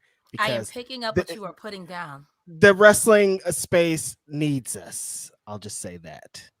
Righteous, right? We about to be righteous together. Come on. I'm saying. We're triangulating. Not seeing. I'm saying. Come on. We are getting a merger here. Come on. Live on air. I think what you're hinting at is an excellent idea. But I do want to say Luis just put this on our chat that Willow versus Momo Kogo. Am I saying that right? And Mercedes Monet versus Stephanie Becker. I thought you were going to CLL? say Stephanie McMahon, and I was about to Stephanie McMahon. Mercedes versus Stephanie McMahon. My God. Well, Stephanie's a free agent too. I mean, Mercedes and Stephanie, it might slap. I'm not mad at it. I'm listening. I tune in. That is part of New Japan Strong Women's Title Tournament on New Japan Resurgence. That'll be taking place May 21st. Very, very, very, very cool what's happening in the wrestling scene right now. Mm-hmm. Well, let's take it a little bit. ROH was short. The main event was Samoa Joe versus... They put a match from 2005 on. Yeah, that was the main event. Not a ton to write home about. I would say the match with Rocky Romero was my favorite. Red, what are your thoughts? Lee and Rocky? Either Lee and Rocky or Gringo and Blake Christian. Yeah, they were both pretty great. GCW match. Not a ton to write home about. We're both very excited that they're getting back to the studio setting, but I am very intrigued by Deonna Purrazzo's first title defense. Mm-hmm. What was people have talked shit about Impact's taping schedule for so long, and I'm like praying that Ring of Honor adopts what they do so 100%. bad. I'm like, 100%. people have been saying this about Impact for so long, and I'm like, man, no, they've been doing it right, honestly. Yeah. They have the weirdest taping schedule. Impact does. Yeah. It's like this was week 2 of a one-night taping they did in Toronto. So this was the last of the Toronto tapings that was aired tonight. And I was there for that. And again, one of the best things that Impact does is like they'll present the matches, but you don't always know what the full story is until you watch the show because they tape everything, all their backstage segments, you don't see it. So you don't know how some of the stories are going to progress or begin.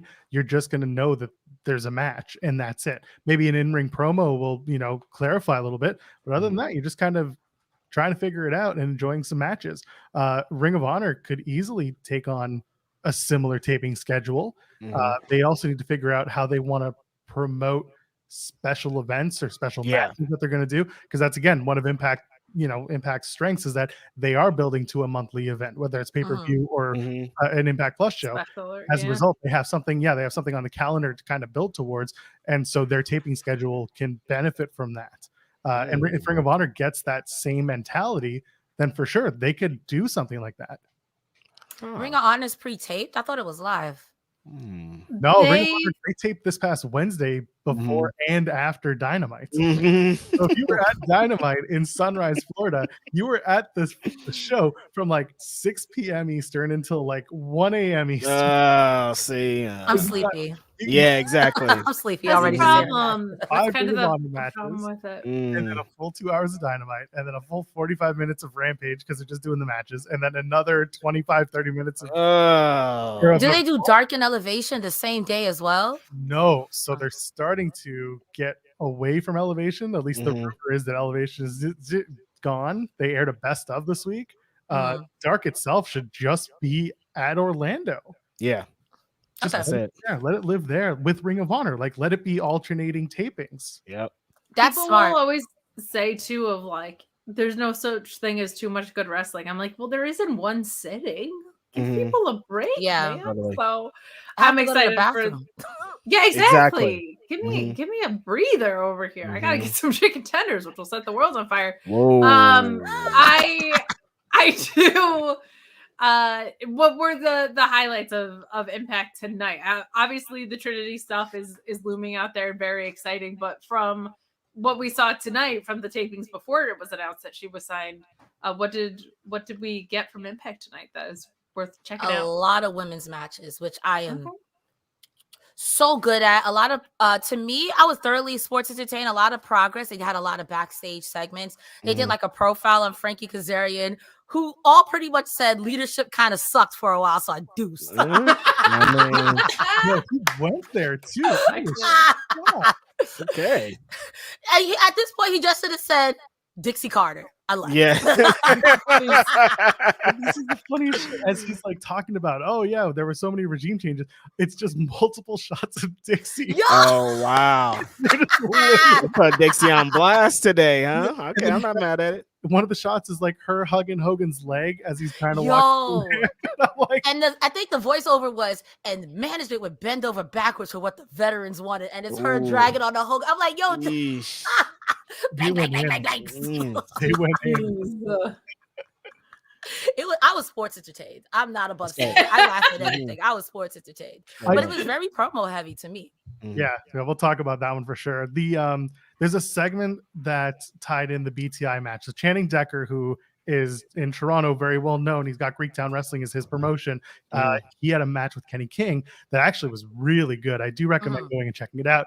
And they did a post-match backstager where King goes up to Decker and they kind of, Decker's being a babyface and say, hey, thanks for your time. Better Man won. And King's like, yeah, thanks for letting me beat that ass in front of your best friend. And then King goes up. King. And then King goes up and he talks to Sheldon Jean, who's like this young prodigy who's coming up. And he's a kid from Ottawa, which is my hometown. He was on Big Brother Canada, but it was the pandemic Big Brother. So he made it to like week number 4. He got kicked out of the house and then production shut down completely. So I didn't know this about Sheldon Jean. And like I kind of followed him because like I said, he's a hometown boy. So anyway, King walks up to him and I was so hesitant to be like Kenny King and Sheldon Jean to team up. Because I didn't want people to be like, oh, you just want the two black guys to team up. It's like, no, there's actually a connection here in that they're both reality TV guys. I was thinking the same thing. And I didn't want to say at the time, so I didn't want people to misinterpret what was going on because they didn't really hit on the Big Brother stuff. And so anyway, this week they did it. And then they talked about King and Jean maybe working together. And I'm like, this is intriguing. I want to see how this plays out. Nice. It's a veteran and a newbie. I don't hate it. Yeah, I think that his style is very similar to King's as well. Very braggadocious, hold for hold. Not to say that he copied him bar for bar, but his like literally like his style is very similar to Kenny King. So I think that'd be a great pairing. True. Very cool. Oh. Well, we'll hand it over. It sounds like there's a lot to. What do you guys want to talk about over there in the Impact world? But wait, let me get my Cody mic. That's right.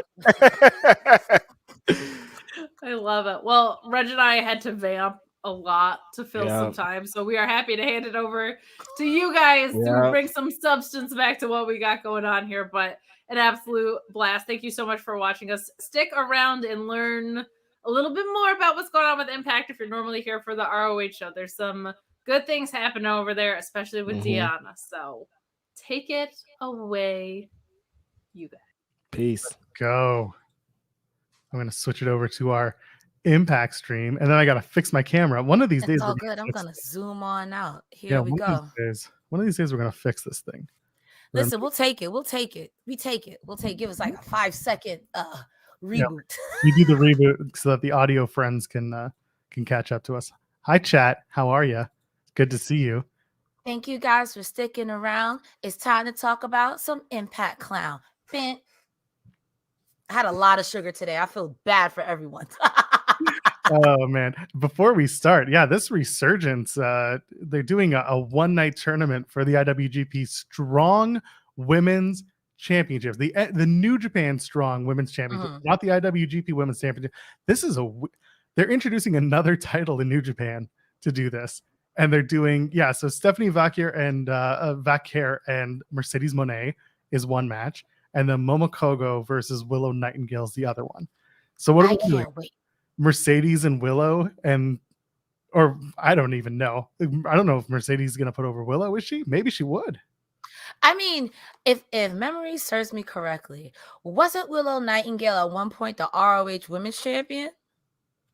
If she was, it was before the buyout. She was never Tony Khan's Ring of Honor Women's. No, not now. It was because I think the last champion before it was brought out, wasn't it Roxanne Perez? Or am I Yes. thinking? And okay, So Roxy was the outgoing champion. So I don't think Willow ever held that title. I feel like she was the women's world champion somewhere, and my brain is just like blue screen. I have to look it up. She was the New York Wrestling Connection Starlet Champion and Fusion Champion. We'll take it.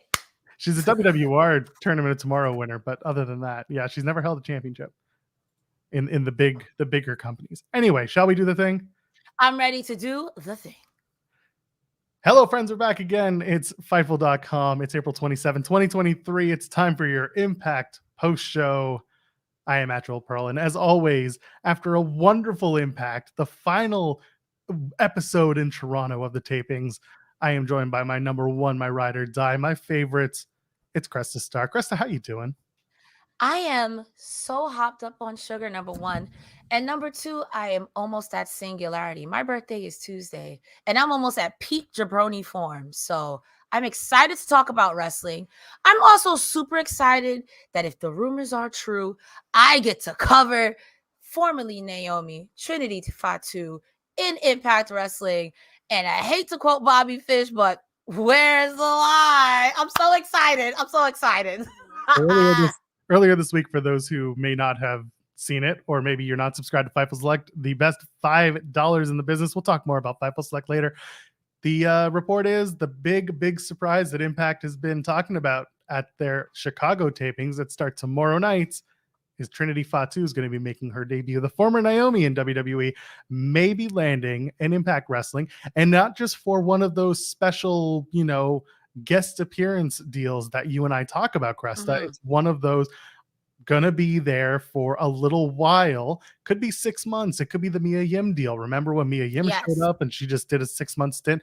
Could be one of those, and I wouldn't be upset if it is, because you come in, you make an impact, pardon the pun, and then you move on to whatever you do, or you stick around if you're having fun, wherever the wind takes you. But if it's Trinity and she's making her debut in Impact this week, man, I'm jazzed to talk about that just like you are.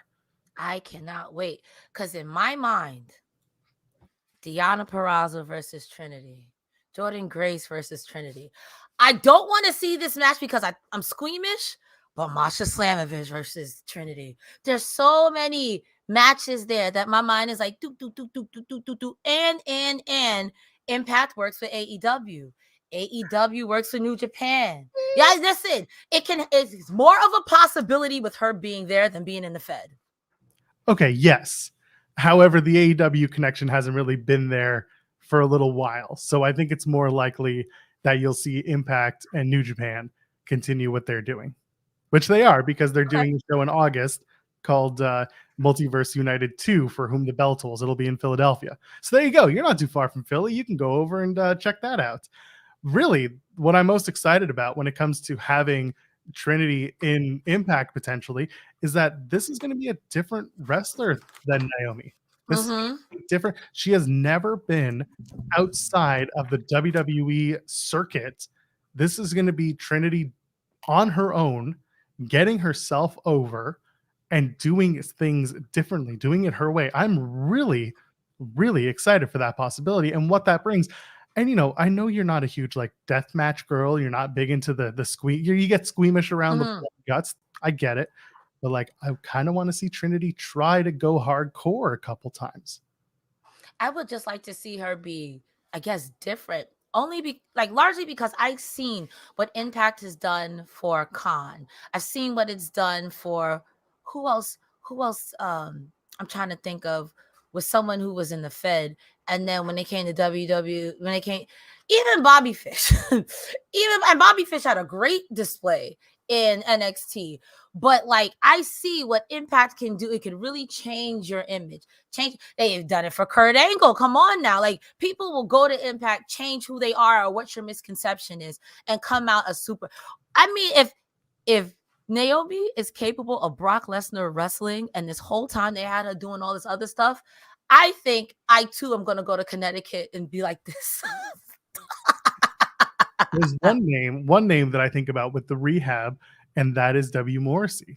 Yes, Big I Bill see that in is- chat too. yeah. Yeah. Big Bill. Steve Macklin is, of course, another one, the current Impact World Champion. I Nobody forget would- that he was in Forgotten Sons. He's so good in this role. That's right. No one would have expected it. Deonna Purrazzo was WWE developmental. I don't count it as much. but Chelsea Green too. Chelsea Green's another one. A lot of people make stops in Impact as a career builder. For some, it's a career resurgence. There are plenty of opportunities to see more and more talent cross over to Impact because it's still a nationally televised program. It's still very popular with a lot of people. It's not AEW. I get it. But at the same time, no other company has been running for 20 plus years and continues to have at least some sort of cachet that Impact, and they continue to bring people in, and they'll bring in the right talent for the right cause.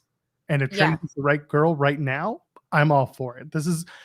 I know a lot of people are saying like, oh, it's a game changer. It's this and that. I'm not going to go as far as to tell you it's a game changer if Trinity is making her debut with Impact. But I will tell you that this is a huge opportunity for Impact to hopefully widen their viewership again, especially with certain subsets of an audience. People were making fun saying the Diva stands are going to come run into Impact.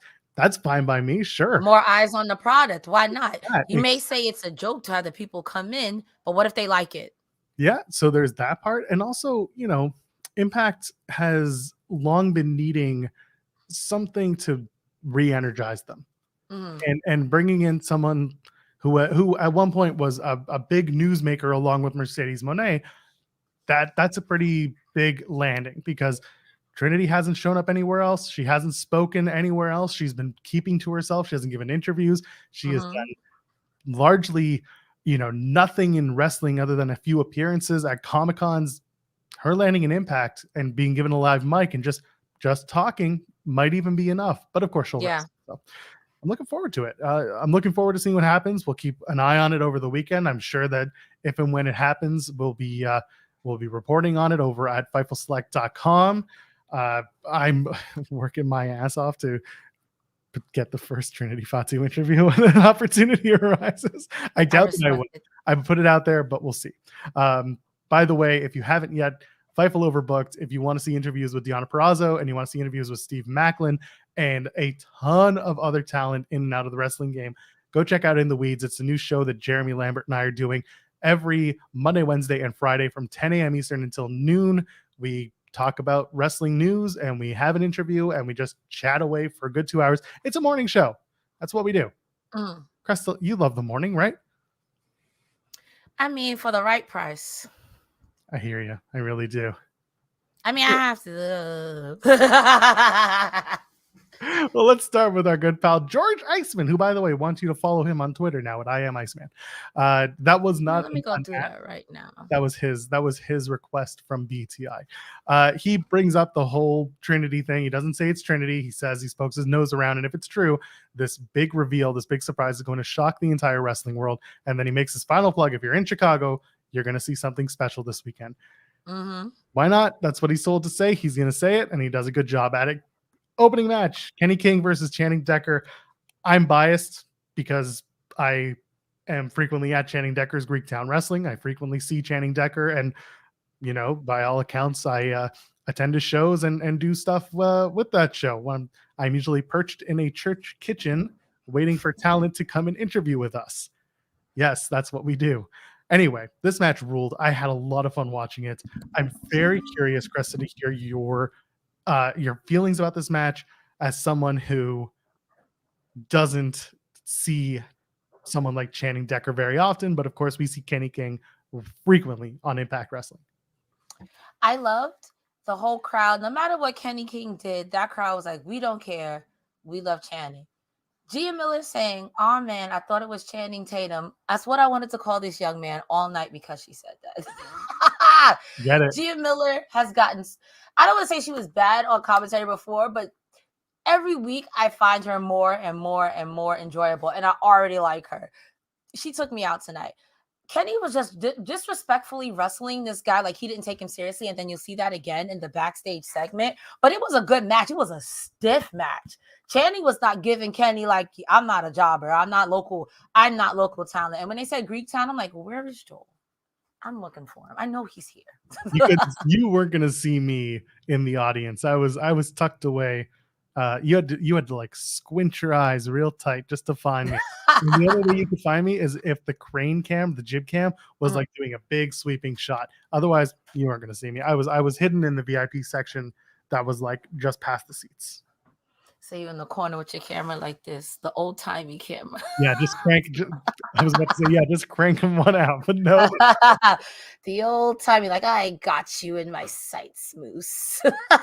You're not getting away from me this time, Rosemary. Anyway, I did get some good photos, but yeah, Decker, like you said, Decker's very over because it is Toronto. There was a large Greektown contingent there for him, which was cool. I like that Gia basically ran down his Wikipedia and Instagram and just said, oh, he frequents Greektown wrestling. It's not like he owns the place, but okay. Kenny King with a big top rope tornado. I like this because right as he does it, he overhears Tom Hannafin and Gia Miller talking about Nick Aldis. So what does King do? He runs up to them and says, why are you talking about Nick Aldis? Why aren't you talking about Kenny King? And I thought the timing was perfect. And obviously it's going to set up what we're going to talk about later. Good amount of back and forth with two men in the middle of the match. Decker hits a top rope dive, gets the crowd going. It's a middle rope dive. And then he goes to the top. He hits that crossbody. King rolls through, hits the royal flush, gets the win. Kenny King beats Channing Decker in a pretty even match, but it was a good way to open up the show. Sorry, my eyes are on fire. No, you're totally fine. I don't want you to die because if you die, who's gonna lead this show? I don't. This will go off the rails. While you get yourself together, I will also add that last sequence of the roll through catch from King into the royal flush was so fluid, and I saw quite a bit of that tonight.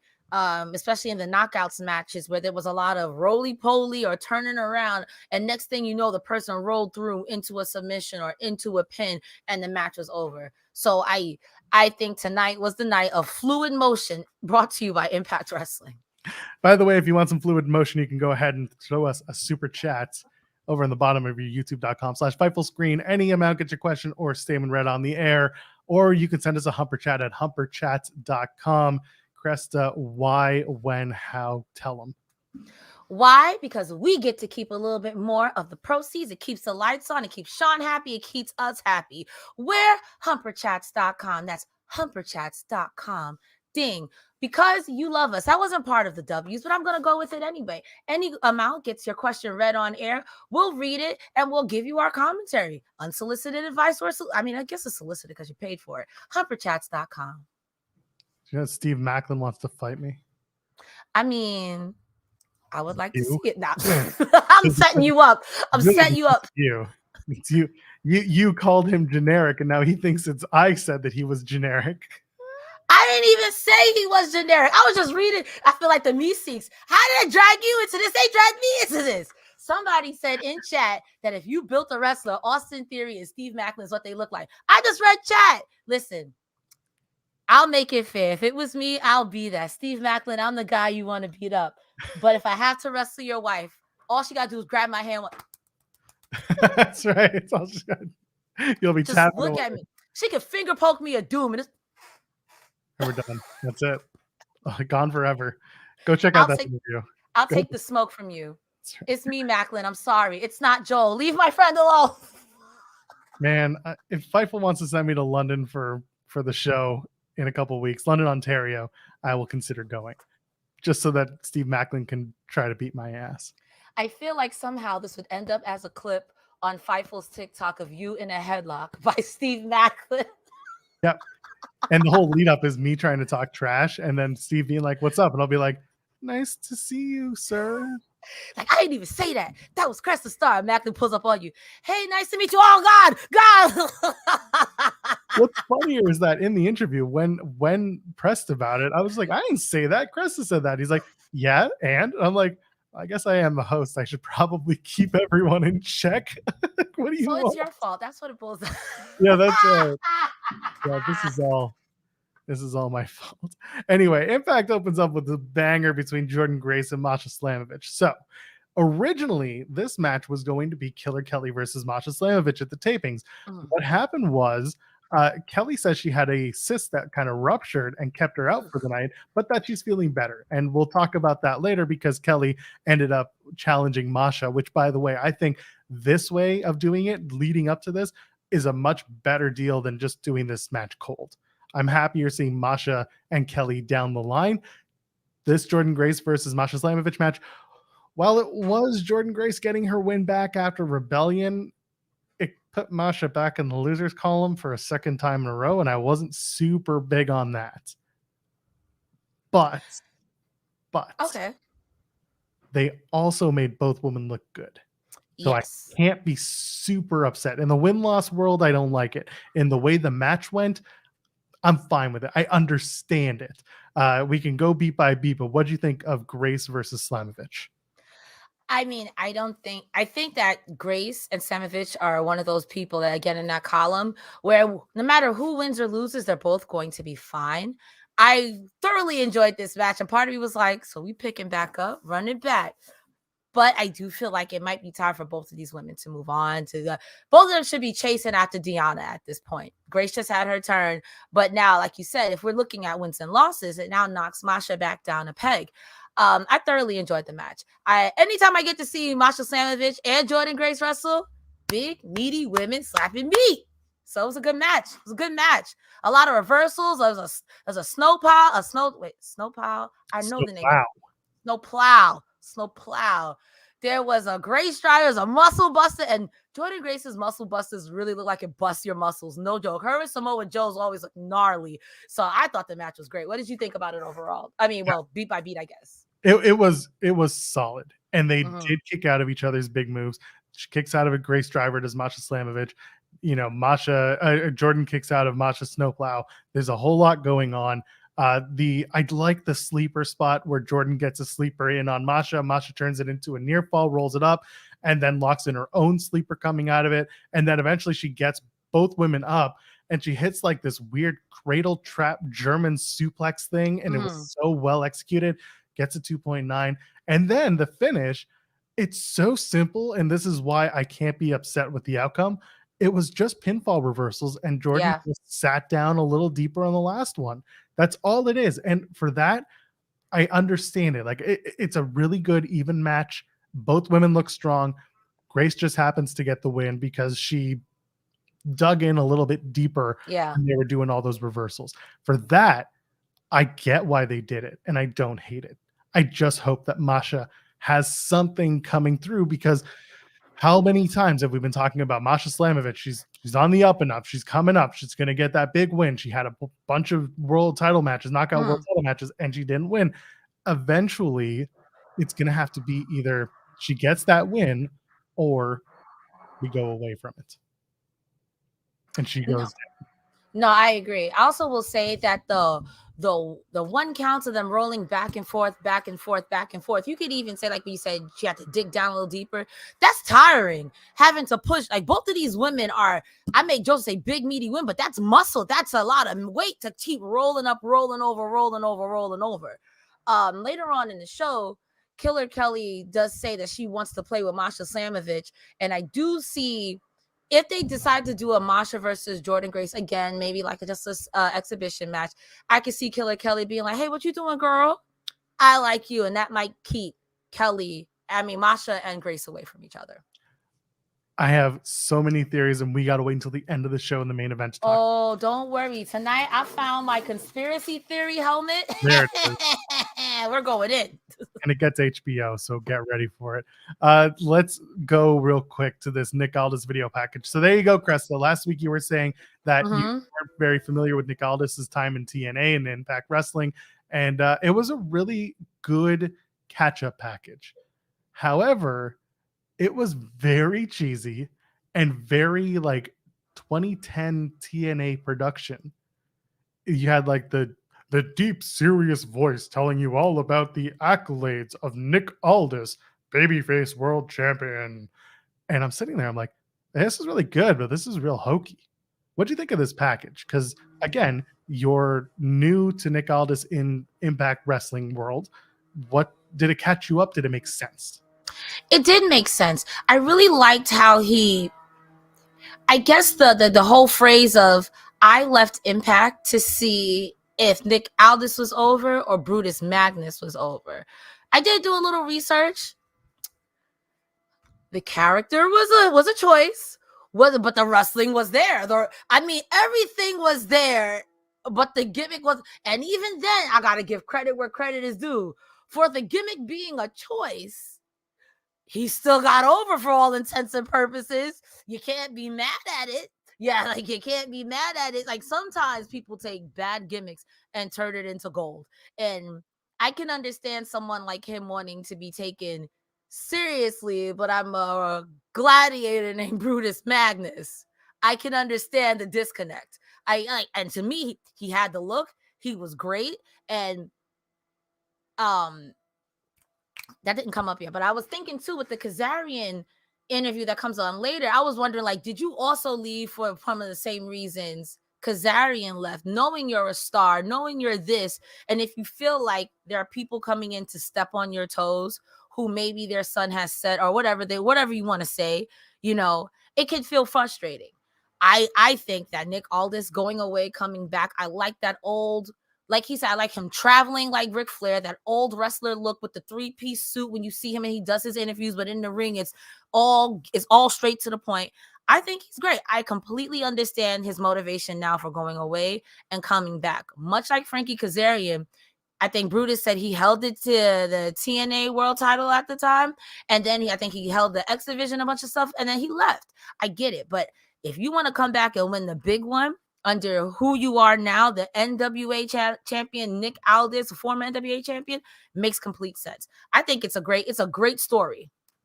So Nick Aldis is okay. It's worth noting. So first of all, I will say this. So Nick never won the X Division championship. Kazarian did. Okay, sorry, I was Nick, mixing up their things. Yeah, no, and that's the thing. So they did two very weird promos, which were I left to go bet on myself and then I came back. Yeah. Now Nick Aldis is 36 years old. Frankie Kazarian is older than that, probably by about 10 years, maybe a little bit more. When Frankie left, it was because he was undervalued. When Nick left, he was just not getting anywhere. He had to climb the mountaintop by the time so much was given to him by the time he was in his early 20s, mid 20s. So for him, it was like, I got to do something else. Yeah. And he had just kind of finished. It was done. He didn't need to be there anymore. The person who loved him the most was Dixie Carter, and Dixie was on the outs at TNA at that point. And it was just like, we're moving on. So Nick wanted to go and figure out what comes next. I think he was at the downturn on his TNA career. Okay. Now he's back. I'm wondering what they do. It feels like Slammiversary is the play for Aldis versus Macklin. I think we get there by doing King versus Aldis at Under Siege in May, or they'll do it at Against All Odds in June, because Slammiversary is in July. So I don't know if Aldis wants to come to Canada, is what I'm saying. Come back to Canada. I mean, but even if so, like, I'm going to give Macklin his flowers. Okay. Why would Macklin lose that? You know what I mean? It don't matter where it happened. Why would Macklin lose that? Well, that's the thing. I would like to see Macklin hold the Impact World Championship for a while. I think he's something that is well deserved. I think he is. I think he is potentially going to gain a lot from it. And I think Impact is going to gain a lot from having a top heel on the brand with that title. Agreed. I also think that they might do multiple matches between Nick Aldis and Steve Macklin for the championship. That's fine. Do a best of 3. I just don't think Nick Aldis needs to win the world championship, at least not for a little while. Yeah. No, because like Macklin right now, him doing this super American gimmick is, whew, that's pretty funny. That's pretty funny. I don't know how that's gonna work outside of Canada, but it's pretty funny. But honestly, in the past year, him and Speedball have put in the work, and they deserve all their accolades. And he is someone that even if he doesn't have a Josh Alexander run, he deserves a long, lengthy, or at least banger at the banger match run. He deserves that. Absolutely, he deserves that. He deserves that. Even tapping out to Kushida, he deserves it. So we'll talk about Steve Macklin because his promo's next. First, G-Bro sent us a super chat during the crossover. Says, if y'all kidnap Steven Jensen, you can own Thursdays. Well, Steven Jensen is a busy, busy man, so I don't know if we can do that. But he joins us whenever there's an Impact pay-per-view. Not a special, but the pay-per-view. So you'll see him doing post-Impact stuff for Hard to Kill, for Slammiversary, for Rebellion, for Bound for Glory, and I think that's it. Those are the 4. So there you go. If we're real lucky and he blesses us with his time, maybe another one. Yeah, if there's like a big match or a big event that he really wants to profile, he knows he's welcome. He gets the link for all of these big shows. Really big shoe. Sorry, I'm old. Joe Hendry has a broken nose. They announced that on the show. Hopefully he gets better soon. Say his name and he won't appear right now. I'm sorry. He won't appear right now. You broke the magic genie lamp. Steve Macklin comes out. He says, last week PCO wanted to catch me off guard, and he did. So I made a tactical decision to retreat. It was a tactical retreat. He says, I'm no coward, so why would I wait until under siege? PCO right here, right now for the Impact World Championship. Let's do it. PCO comes out. Shira and Champagne Singh attack him from behind. Out comes Santino Marella. Makes the match official. Says that it's going to be Singh versus PCO. And then Singh tries to bribe his way out, and Santino just plays dumb and says Singh just bought himself a match with PCO, and Shira is now banned from ringside. That's a cute little setup. PCO beats the shit out of Champagne Singh. The front row, when I was live, was chanting that Champagne Singh looks like Andrew Tate. That's not nice. Nice. You know what? When people say wrestling fans are awful, this is what they It was so mean. That's very mean. I wouldn't even compare my worst hated wrestler to that. That's So I don't know how you watch the show, if you watch it like on a TV or if you're like me and put on headphones and watch it while you're doing other stuff. So that's what I do. Like I'm ingesting all of my wrestling while sitting at my desk with a pair of headphones on, and I'm getting the full experience. Same, in front of my computer, just watching it. Did you hear that one voice for the last 2 episodes who was super loud and super obnoxious? I swear. And okay, I'm becoming an Impact faithful, Impact lawyer. I'm in the Impact zone. Every 2 to 3 tapings, there's always one person who wants to be a part of the show so bad, and it drives me up the wall. Like 3 tapings ago, there was someone who was just at the top of their lungs was screaming. And this one, I swear to God, they were either right behind the commentary or adjacent to it. Like, right, because you heard them through everything. I'm like, yo, bro, just send an application. Do it. Because right now, this ain't it. This is not the way to do it. Stop it. So, so I watched this person for the entire night. So here's the ring, and then commentary was over here in the back corner. Around the corner from that is where this woman was. Okay. I was behind that. So I was watching her throughout most of the taping. She definitely was enjoying her drink, and she definitely was enjoying interacting as much as she could with certain wrestlers. PCO, big into Ace Austin, let me tell you, big into commentary. This person was very loud, very boisterous. I have to give her credit. She was into everything, to the point where I thought maybe she was a paid plant, but then I was like, they usually don't liquor up the paid plants. So instead, you could just hear her yelling, PCO, PCO. Loud and clear on the broadcast. Loud and clear. So if you're listening, God bless you. You absolutely, you made the cut. Don't you worry. Anyway, the match between PCO and Champagne Singh. This was solid. Listen, the finish was never in doubt. PCO does get the win, but PCO gets his shit and he does a middle rope dive. It's always impressive considering his size. He hits that jumping flat. PCO gets hit with a jumping flatliner from champagne sing. That was really pretty. It was, and then PCO was convulsing on the mat and being weird. So Singh grabs a wad of cash and stuffs it in PCO's mouth. When in doubt, bribe him out. But for some reason, because cash is so gross, that brings PCO back to life. It's just what happens. Reverse DDT from PCO. He hits the PCO salt. That's the win. That's the match. Anything to add, Cresta? When I first started watching Impact and seeing PCO wrestle, I used to say this is elder abuse and I'm calling AARP. Now I watch it and I'm like, this zombie needs to be stopped. This man is a menace to society, quite literally. I seen you get hit by a car, PCO. And a shovel and a kendo stick. And get buried under rocks. Like, what is happening? First of all, that's an OSHA violation. Second of all, good on you, PCO, for still wrestling. This how many years in the game you have been and still getting a W. You could be like our good old friend Johnny Sweet. Yeah, so PCO and Macklin at Under Siege, which is going to be a really good match. I asked Macklin about that. I said, how does it feel to be facing someone who hates his own body? And Macklin says, well, I do too. So here we go. Go watch it. I'm going to stop chilling the interview. The design, Cody Deaner. Deaner is like, I trusted Callahan despite what others told me what to do. Deaner's like, Callahan betrayed the design and Deaner, and you can only take that so far. Says you're not a machine. Machines feel no pain, but you will feel every single ounce of pain that we will inflict on you because of your betrayal. And then he mentions the fact that he ripped out the heart and fed it to the wolves. He's talking about Eric Young. He killed Eric Young. He's admitting the murder of Eric Young. I don't know why the cops never caught. Yeah, I don't know. Deaner. That was a murder, and now he's admitting the murder. Anyway, and then they just say like the fraction of pain in Callahan's future is insurmountable. So they're going to continue with Callahan in the design. What do you think of this promo? Did it make sense? Was it cool? What do you think? Callahan will know propane and propane accessories. That's what I got from that. And then, okay, we'll get to when we get to it, but sure, Deaner. Yeah.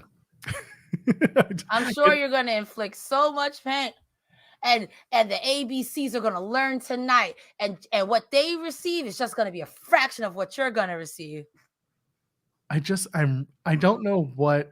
We talked about this last week, how you had Sami Callahan be like, this went exactly as planned. And everyone's just like, what plan? And he then proceeds to lay out the fact that he didn't have a plan other than getting a haircut.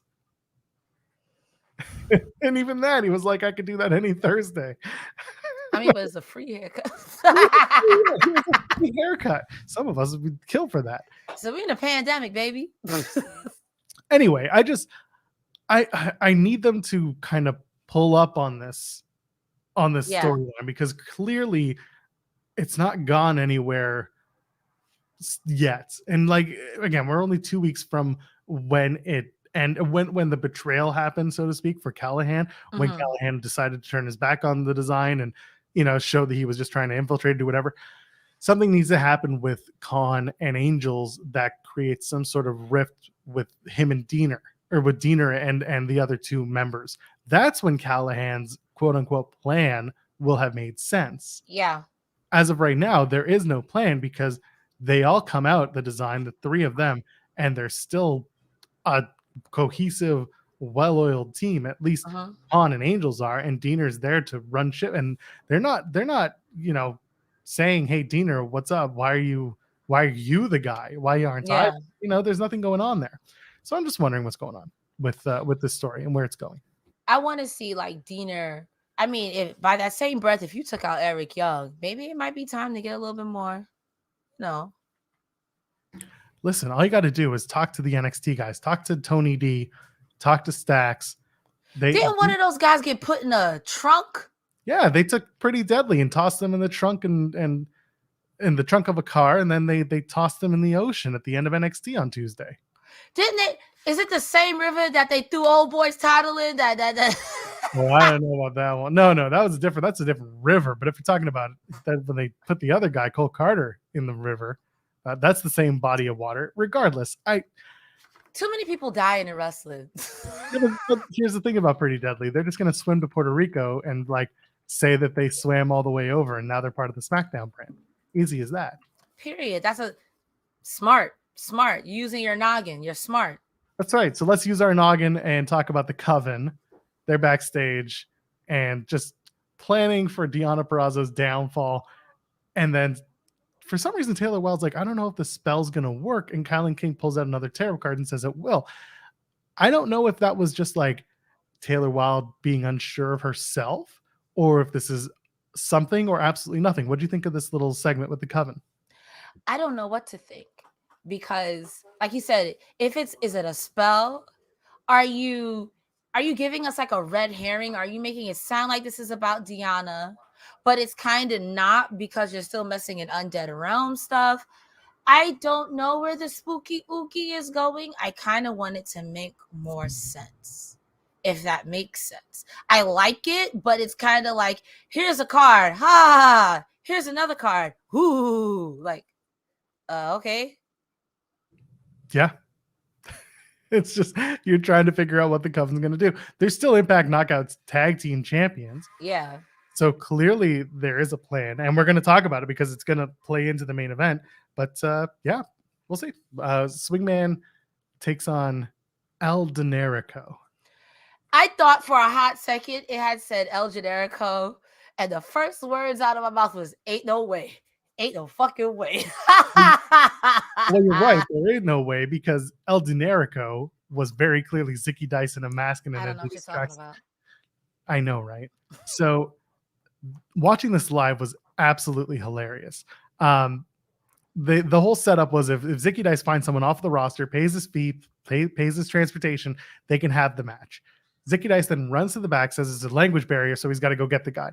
Now, here's the thing. When Zicky Dice live in the crowd ran to the back, it gave a lot of time. Like there was a good amount of just waiting around happening. So Swingman actually vamps on the mic to the live crowd because he's super over.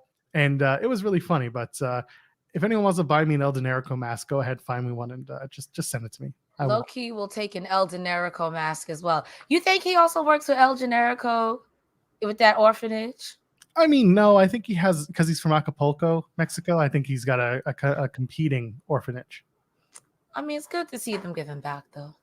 Yeah, good for him. Anyway, Swingman wins with La Magistral, and then they go backstage. They're celebrating our Zicky Dice, El Generico and Swingman. And Zicky Dice takes off the mask and says, "It's so weird hearing your music at the end of the match." And then Santino walks up and starts speaking to them in, not really speaking to them in Spanish, but saying words in Spanish. And Zicky's like, I don't understand. So Zicky pulls the mask down. Santino's like, "No, I'm not an idiot. I know that it's you, Zicky." Nullifies the match. And then Zicky's like, "Can I still get a contract?" I mean, honestly, Santino, I'm here for the jokes, but why? Just let this man have it. Let him have it. Let him have it. Why do we hate Johnny Swinger? Why do we hate Johnny Swinger? Let him have it. Let this man have a win. I mean, even if it's against Zicky Dice, let this man have it. Let this man have it. Swingman's upset. He storms off. He's like saying, "Best of luck in your future endeavors." Not the future endeavors. Yeah, G-Bros and competing orphanages is wild. Listen, somebody got to take care of these kids. And El Generico and El Generico love the kids. So last week I alluded to where I thought this was going, and I didn't want to give it away. We didn't see the Santino, the backstage thing where he nullifies the victory. What I thought they were going to do was just let him have the win, and then week after week, they're going to keep doing someone comes out, like it's Zicky Dice clearly dressed up as someone new, and that they were going to do a different country's gimmick every single time, but someone's under a mask. They didn't do that. Hilarious. It would have been hilarious. And then we could have gotten Swingman at least half the way there before someone real shows up and is just like, "You're actually facing Black Taurus tonight." Or whatever. Someone is. Listen, I don't want to see Black Taurus kill Swingman, but at the same time, I laugh at anything. I'm going to be thoroughly sports into. You're welcome. I can't laugh too hard because unlike my mustache coming off, my jaw is wired shut. Jafar Star over here. Jafar, you know what? Once I figure out how to do this without it looking real crusty, just you wait, Joel. Yeah, right. But maybe you don't want to wait anymore. Maybe you just want to get all the scoops as soon as they come out, and maybe before other people aggregate them and don't get it right. But you get it right because you like getting everything right. Cresta gets it right. You can get it right, and so can I. Over at FightfulSelect.com, the best $5 in the business or more. You can give more if you want. It's up to you. You get more stuff the more you pledge over at FightfulSelect.com. You want to know about Trinity Fatu coming to Impact Wrestling? Guess what? FightfulSelect.com has details. You want to know about Roderick Strong showing up in AEW last night, completely taking everyone aback. No one expected that. Those notes are over at FightfulSelect.com. You want to talk about CM Punk showing up on Raw? Basically, everyone who was somewhere is showing up in the opposite and wrong place. FightfulSelect.com has details on it. Trinity's in Impact, Roddy's in AEW, CM Punk shows up to Raw. Like, nobody is where they're supposed to be, and we'll tell you why over at FightfulSelect.com. All that, plus Sean Ross Sapp does his weekly Q&A, Sour Graps with Alex Pulaski, and Kate, of course, who was just doing the ROH post-show with Righteous Reg. Of course, the Grapsity gang, they're still doing a Q&A. It happens. The Weekender with Steven Jensen, who joins us for post-Impact pay-per-views, and Coexisting After Dark with Rob and Maggie, who always bring on special guests. I know you've been there, and I've been there. We've all been there for $5 over at FightfulSelect.com. Because we're the best, and hear you that? love us. You hear that beep in the background? That is your, that's your sign. That's your cue. Go to FightfulSelect.com for $5. Get it. Go ahead. Before we move on, I wanted to ask you: Did Johnny Swinger and Zicky Dice break up? Because at the end he said something like "See ya, Hammenegger," or "Take care, Hammen." Like somebody put it in the chat, and I do remember that. I put the question: did Johnny Swinger just break up with Zicky Dice over this failed plan? No, because back in the day, back in the old school wrestling days, someone would get hot, go away, and then they come back anyway because they realized they needed their young boy, and that's just what's going to happen. Swingman's going to come back, and Zicky's going to be like, "The band is back together, Daddy," and that's it. Okay, work. I accept that explanation. They're a comedy duo. No further explanation needed. If this is building up to a match between Swingman and Dice, and they're going to split them up, first of all, I hate it because I love this duo. Same. But if this is like Swingman's redemption tour, and it's by beating Dice like legitimately and cleanly, I guess I'm okay with it, but I don't want it that way. I mean, part of me does. I would be interested into seeing one more time Johnny Swinger going for the big one and actually winning it, like in an upset, even if it's just for a day, and then the next day, whoever that champion was, just beat the shit out of him, take it back. What the hell's wrong with you? I was being nice, old man. He beat Steve Macklin somehow. Oh, bro. I could totally see him cheating to beat Steve Macklin. And then that very next day, you see that beating he gave to Rich Swann? Oh, he gonna beat the hell out that old man. I would watch that. I would watch Johnny Swinger celebrate for all in 10 seconds before Steve Macklin goes ape. Seems so awful. Anyway, they replay BTI in the match between Kenny King and Channing Decker. Then they go back to the locker room. We talked about this on the crossover, but of course I don't include the crossover audio here, so let's talk about it. Decker puts over Kenny King, says he appreciates getting in the ring with him, that the better man won. And then Kenny King is like, "I appreciate you letting me beat that ass in front of your hometown fan." So rude. I had a good laugh. And he says, "Get your face out of the King." And King approaches Sheldon Jean, who was on the show last week. He lost to Joe Hendry, say his name, and he won't appear because his nose is broken. But instead, King is talking about a potential partnership, says the King has a lot of potential, and he wants to steer his ship. And Sheldon Jean says something along the lines of, "Oh, potential. That's like the worst thing you want to hear when you're this new to the game." And then you have King saying, "I want to show you how to maneuver the slither of the snakes, the cretins, and the fakes out there." And the worry isn't about what's in it for Sheldon Jean, or what it's not. The worrying isn't about what's in it for King. It's about what's in it for Sheldon Jean.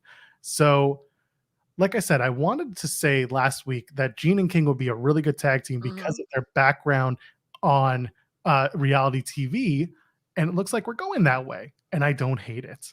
What do you think of the segment? And I really feel like we're going to have King versus Aldis at Under Siege, But who knows? Where are we going with King and Jean? King and Jean is a really good tag name. You always get it right. Like Aces of Base. It's really good. I just err on the side of caution because Kenny King has been a scumbag the past couple. Not Moose scumbag, so you might get a decent partnership. But he has been a bit of a scumbag. I will also say that having someone to have your back in Impact is not a bad idea. It's one thing if you're just fighting Joe Hendry, but it's another thing if you're fighting Moose, who's going to cheat you out your boots, or the Design, who's going to cheat you out your boots, or Eddie Edwards, who's going to get his wife to hit you with a car and then cheat you out your boots. So it's good to have someone to watch your back. So I don't hate it. I think it's a great idea for Sheldon Jean. I think it'll be something really good for him to grow with. And Kenny King, there's, like I said in our the bridge, that their styles are very similar. So I think like a uncle nephew sort of situation would be cute. And even further down, when Sheldon's like, y'all not getting anything out of it, that eventual blow off match, chef's kiss. I'm looking forward to what they do. I think this is a really cool potential team to work in Impact. And eventually, maybe they are going to split up, and this could be a Jean face turn. And Kenny King gets his, gets beat up, but we'll see where it goes. Now, non-title match: Ace of Base. They defeat the Design. This match was fine. It's a non-title match. Yeah, but usually in non-title matches, that means that the other team is going to win. But in this case, this was all just to set up Callahan showing up, taking out Diener when he interferes, and then Ace of Base get the shock, not the shock win, but they get the they get the win back because they were getting beat down so bad throughout the match. Early in the match, this was weird live. So Khan has Bay on his shoulders, and then he takes a really awkward spill, and Bay goes down favoring his ankle to the point where like he jumps outside.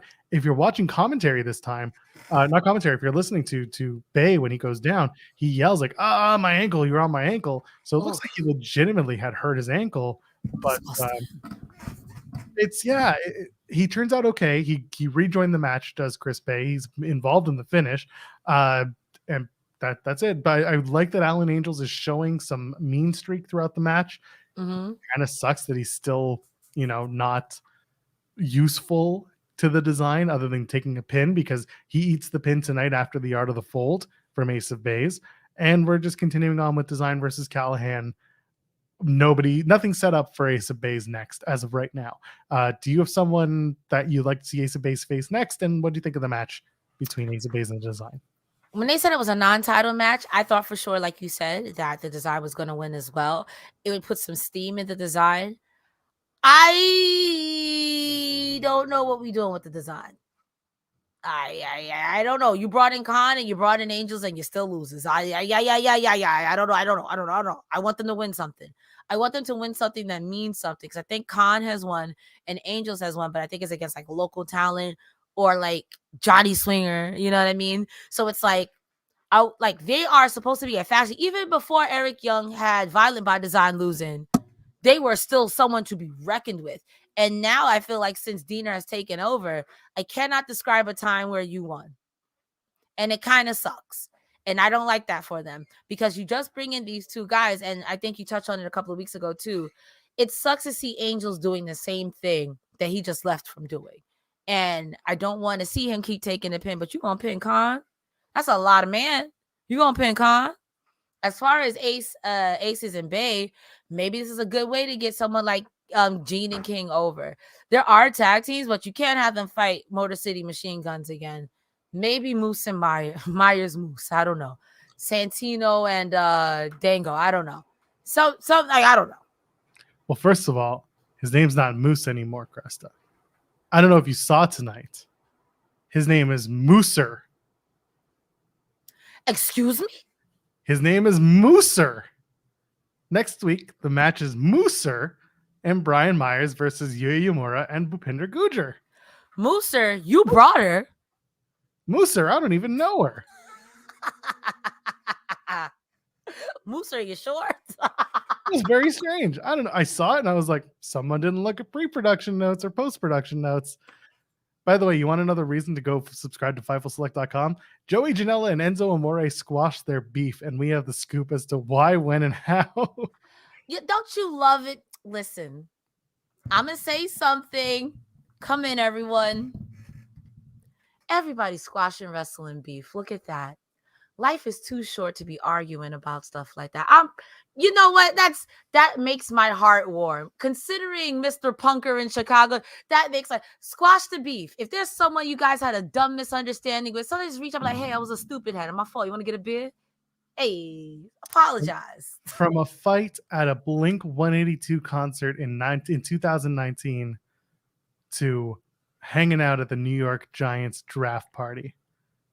Come on, that's your big dub. Let's go. Friendship is magic.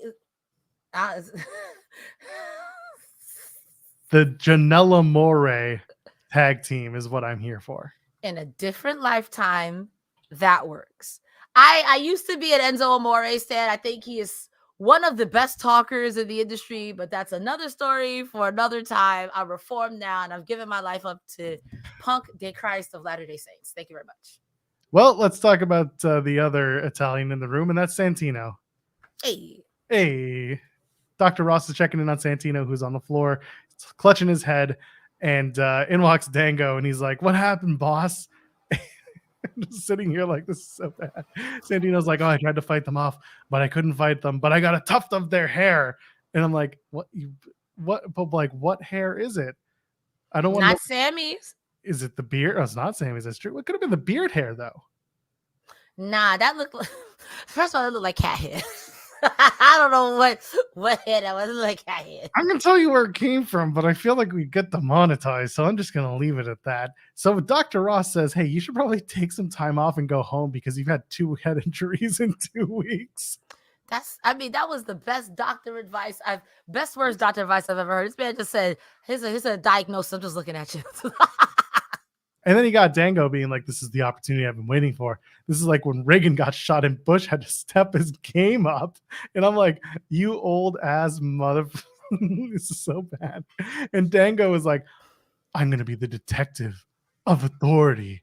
So Dirty Dango is going to be a detective again in Impact Wrestling. And I am all for it.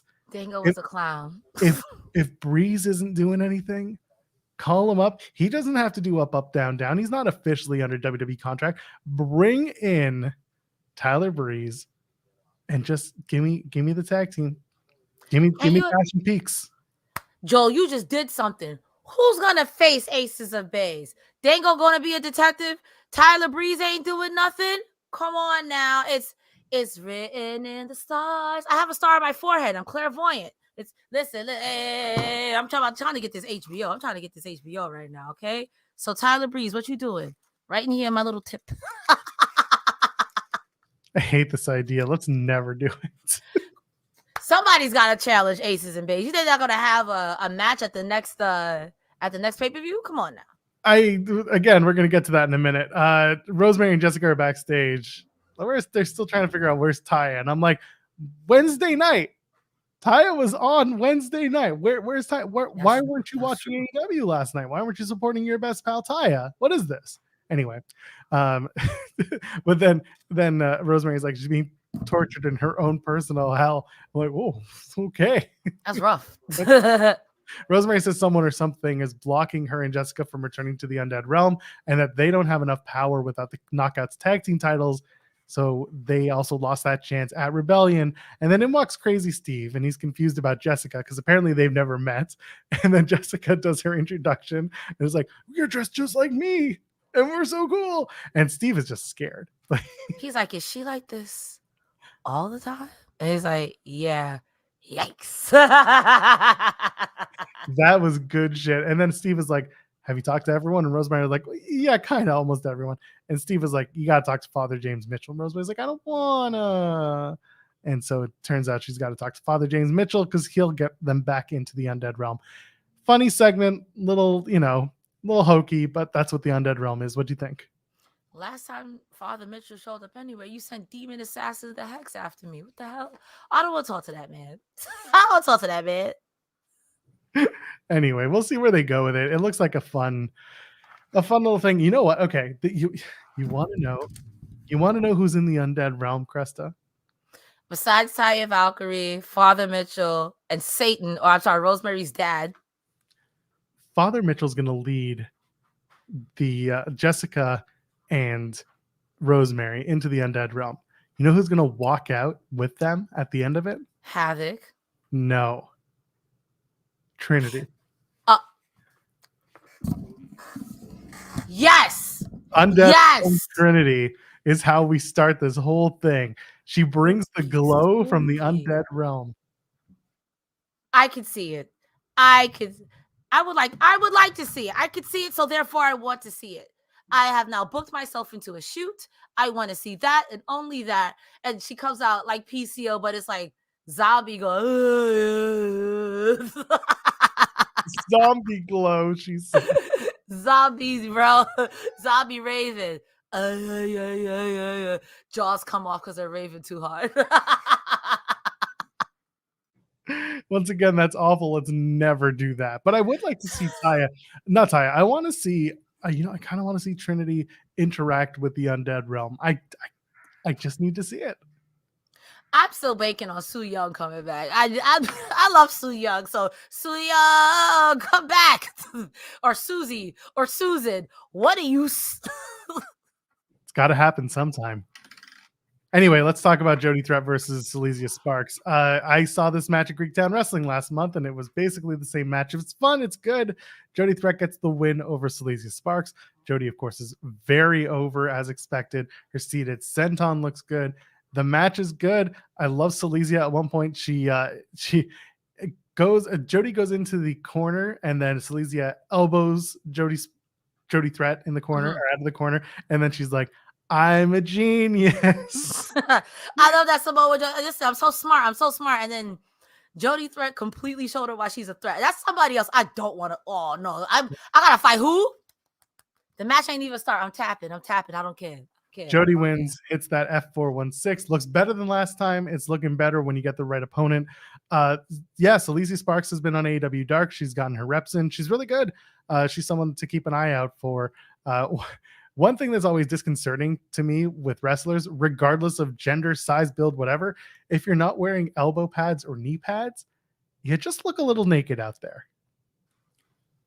I mean, that's my answer, right? Riddle's doing the same thing in WWE right now, where he's not wearing any elbow pads or any knee pads. Cody Rhodes did that in his WWE, his first run. No elbow pads, no knee pads, and it was just very weird, and you just look naked. To you. No. To me. I can understand where you're coming from, but also sometimes if you have one, I forgot what wrestler it was. They had on a headband, arm hands, and knee pads. They're like, yo, you look like you're about to get beat up. Like you are ill prepared for the task at hand, even though you have on all the safety. It's like showing up to a street fight and wearing your wrestling gear. It's just weird. Showing up to a street fight with no shirt on. Street fight can mean a knife. No way. Anyway, Killer Kelly. Kinky Killer Kelly. She wants Masha, so we're going to do that. I like, again, that since they didn't run the match in Toronto, they're actually going to run it in Chicago. They have it promoted on socials. Mentions that Hardcore War was beautiful. The blood, the violence, the ecstatic bliss. And then I found someone who was just as sick and twisted as me. I found the perfect playmate. Come play with me, my Matryoshka, my Russian doll. So it'll be Killer Kelly, Kinky Killer Kelly versus Masha Slamovich in Chicago. And I really wouldn't be surprised if this turns into Kelly and Masha teaming up. I don't hate it. I literally wrote, this was slam violence poetry with Slamovich. Thank you, Snaps Alarm. Now it was good. I liked it, and we have said, I don't know why I'm stuttering so much. We have said that we want to see Killer Kelly versus Masha or have them join together. Now with the introduction of Jody Threat, that is a trio that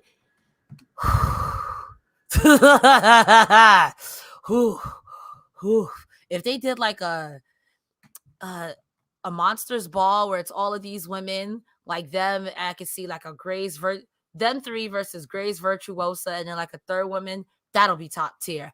I'd watch that match 800 times. We'll see how it goes when they tape it. So I'm looking forward to it. We'll see. They do part one of this Kazarian and Impact special sit down. Luckily, it seems like the subsequent parts are going to be aired on their socials and not on TV. It felt like this was just kind of we have to fill some time on this week's episode. Because at first I was like, this could have been a YouTube video. Why are we showing it now? But then they get into it and they start talking about Kazarian in his debut, being with the NWA TNA early days. There's some really good stuff in here. It talks about being in the X division, then talks about the influx of former WCW and WWE talent that came in. They politic their way through TNA. It's very well established. It's a thing. And Kaz saying, like, I don't want to be one of those guys now because I left and I came back. And I'm now the elder statesman of Impact Wrestling. So he wants to be a better example than the ones that he was presented with when he was in his younger time in TNA. So it was a really honest look of what was going on in Impact in TNA in the 2010s, talking about, the changes in regimes, devaluing of him and Christopher Daniels. Christopher Daniels walking away, so did Kaz. They went to Ring of Honor. They did a lot of great stuff. They both went to AEW. Of course, Christopher Daniels is still there, working both backstage and in front of the stage. So yeah, it was a good setup. It does make me want to watch this next part. But it really just felt like it was a filler segment. What do you think of this? I actually didn't hate it. And maybe because I'm someone who's newer into Impact and finding out all of Impact's history and everything. We said this in the holdover too, that promo was pretty much Frankie Kazarian, not pretty much saying, but not saying, heck you, Dixie Carter. It was woo! I laugh at anything, I pop at anything, but to see such an honest thing, and then the clips that were playing didn't make it any better. You got Dixie Carter hanging on to Hulk Hogan as he's dragging her backstage, and they played like 5 clips of just Dixie Carter. Like, bro, like at that point, you just cut the promo on Dixie Carter. Just do that instead, And it's an honest look, and I think that a lot of other companies wouldn't do the same. And even to air it, in essence, to air your own, to shake out your own dirty laundry. Like this was someone, like you said, I was first X Division match, first, what did he call that cage match? We had like that silver gear. I forgot. It was something wacky. Oh my God, I just forgot the name of it. But yeah. It was a cage match because he's going inside a red cage, and he said, I was the first one in that. I was one of the first ones. Like you did all of these things first, just for, like you said, these older people to come in and politic and get their way to the end. Like there were some great things. Like I would be a liar if I said I didn't like aces and eights, but like I cannot imagine at that time having to have the bangers I'm putting on with people like Chris Sabin and Alex Shelley and myself and Christopher Daniels be pushed to the side to have this be run by people, Main Event Mafia or Aces and A or whatever it is. I thought it was great because I don't think I would watch it any other way. And this made me want to watch the YouTube things. I was like, damn, controversy causes cash, but like, damn. It was the Terror Dome. That was the name of the match. Thank you. I'm like, but he had a point. If I'm doing all of these first, not for nothing at the time. To me, Frankie Kazarian looked the same until I saw a picture of him young. I'm like, you look the same, but younger. I don't know how. Like, that's usually how this works. I mean, yeah, but but it's like he's not wrong. Why wouldn't you build your company around these younger men? And look who's still there versus what you were doing. Motor City Machine Guns is still there.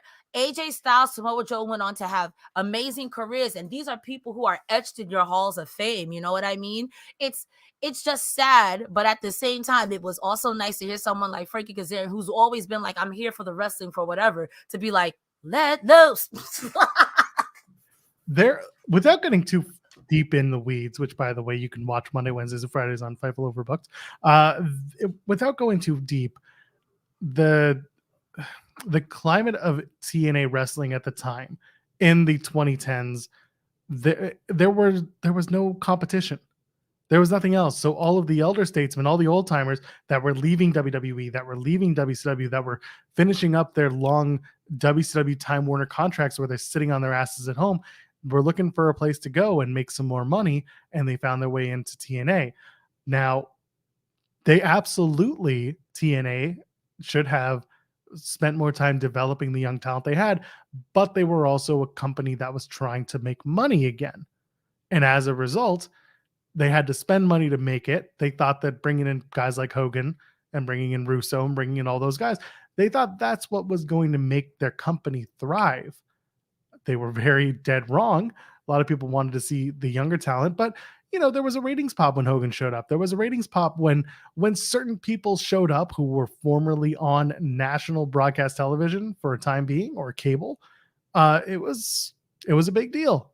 So Impact is just, they've evolved and they've been so weird over the years. But now, I've said this 100 million times, this is the best iteration of Impact in easily 15. Well, I'd probably say 10, 15 years.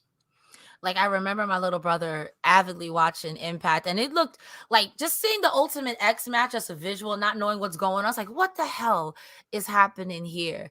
And to hear like people being so frustrated with a company, in my opinion, that would make such an innovative match, I get it now more that I'm watching. But someone like me who's critical of everything, bro, Impact is so good now. Like, y'all let that hurt go. Like, y'all gotta let that hurt go. Like, it's not the same. These people ain't even here no more. But you got to remember, it's still part of the history. And True. this is a company that loves to play off of their history as well. And they've had such a weird history. And their whole, they named a pay-per-view Hard to Kill because their entire, the entire crux of the TNA Impact story was that they keep trying to kill us, but we keep surviving. We are the cockroaches of professional wrestling. Roaches. And that's what's kept them alive. And that's what a lot of people think about when they think about Impact Wrestling, is that they've survived so much. There were weeks and weeks and months where wrestling pundits, dirt sheets, whatever you want to call them, were saying, this is it for TNA. This is it for Impact. Damn. They have no money. They have no means of escape. They have no means of staying around. Different sales, different people trying to buy the company, people leaving, people coming in, bills to pay, not being paid. Every week for a long stretch of time, it was the idea that Impact Wrestling is going under. It's happening. It's done. No one wants to bail them out. This is it. And here we are 21, 22 years later, and they're still doing it. I know that's right. You better, Scott D'Amore. Come on now. He said, we turning this bus around. We turning this bus around. And again, for all the shit that people give Impact for, they're on Access TV, they're on Fight Night in Canada, they're on YouTube, and everyone's like, well, they could get a better deal. Well, do they need it? Do they really need? Could they? Yes. Do they need it? Your parent company owns the station that you're on. You're an easy product to promote and an easy product to produce, and you're cheap. You're good right now. You could be bigger, but what is bigger in the grand scheme of things? You're not going to go back on the road and do house shows. That's a waste of time and money for you. It's just, I remember when Impact was sold to Anthem, and I remember going to the first show, the big Bound for Glory, I think it was 2017 in Ottawa. I flew home for that. I flew back to Ottawa for that show.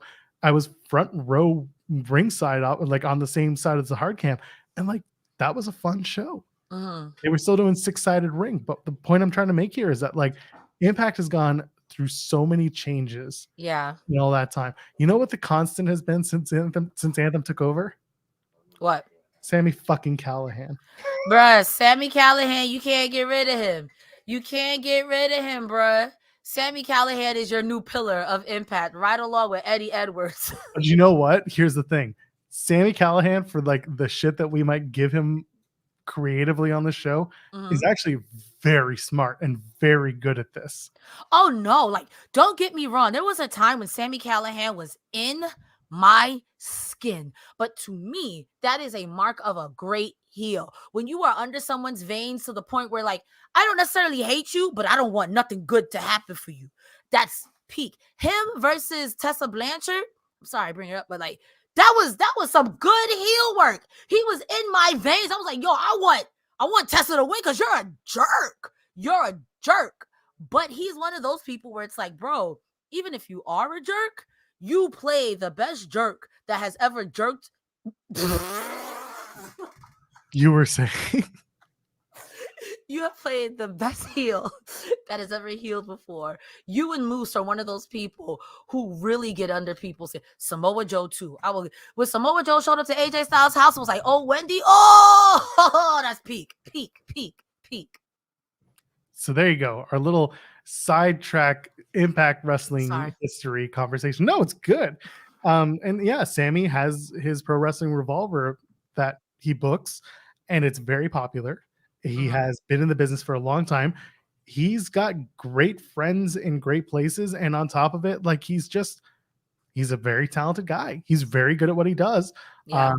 Sometimes his character gets a little lost, but you know what? He always finds his way back. He's very trustworthy. He's very easy to work with by all accounts, and I think that's worth mentioning. I think it's worth noting. So I'll give him his flowers because he deserves that. So, but I make the joke. I'm just like the one constant since Anthem took over was literally the first night I saw Sami Callihan make his return right in front of me and hit a pile driver. He did the thumbs up, thumbs down, and he does the pile driver on one of the members of LAX. And there you go. He's more of a treasure to wrestling than a detriment. Leave it at that. Yeah. And I will also say to Sami Callihan's also plus that he's one of those guys that if you don't do bloody, we don't gotta do bloody. You do technical, I do technical. You want some yucks? Sami Callihan will give you yucks. He's very flexible. Well, I mean, he's not that flexible. He's a pretty big dude like I am. I don't know. Flexible. I mean, Pilates, yoga. You don't know. Have you ever seen him do a split? Maybe I have. No, but I would like to see that now. He comes out and does the Melina entrance. Melina, we just Yeah. Let's go. Next week on the show, Macklin, Singh, and Shira take on PCO and two partners of his choosing. Cresta Star, who are those two partners going to be? Because I can tell you who it's going to be right now. Macklin and two partners of his choosing. Macklin got friends? Macklin has Singh and Shira because he paid them off. I'm sorry. Wait, who was the other? Who are we looking for now? Macklin, Singh, and Shira versus PCO, and then two partners of PCO's choosing. The first thought that came to my head was Motor City Machine Guns because they'll do it. I love them, but like it's no disrespect. For some reason, Eddie Edwards and Kenny King are together to face Motor City Machine Guns in Chicago tomorrow night. Oh, I thought you said the team with PCO. I'm like, what? No. You want to know who the team's going to be? I'll tell you right now. Heath and Rhino. Think back to Rebellion. What was the match, Cresta Star? Weren't they against Honor No More? No. Heath and Rhino. Well, at one point, yes. But PCO doesn't count. Honor No More is dead. Heath and Rhino versus Singh and Shira has been happening twice now. They're 1-1. This is the setup to the rubber match. Heath and Rhino are going to be the partners. I mean, it makes sense. You got the redheaded rebel, Gore, and a Zomboid. Makes sense. Pinder Gujar and Yu Uemura take on the team of Brian Myers and Mooser. Come on, Mooser, you brought it. And then Alicia Edwards takes on Jody Threat. As long as they don't have to do any backstage acting, I'm very much looking forward to this match.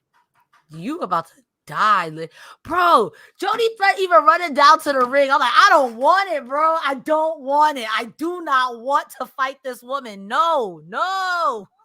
She got them boulder shoulders, man. She'll take you out. Bro, even the worked hits look like you was about to poop. This poor girl Sparks look like she's about to vomit. Like Jody Threat is a threat. I get it. I do. Knockouts title time. Deonna Purrazzo defeats Taylor Wilde with Kylan King in her corner. No surprise.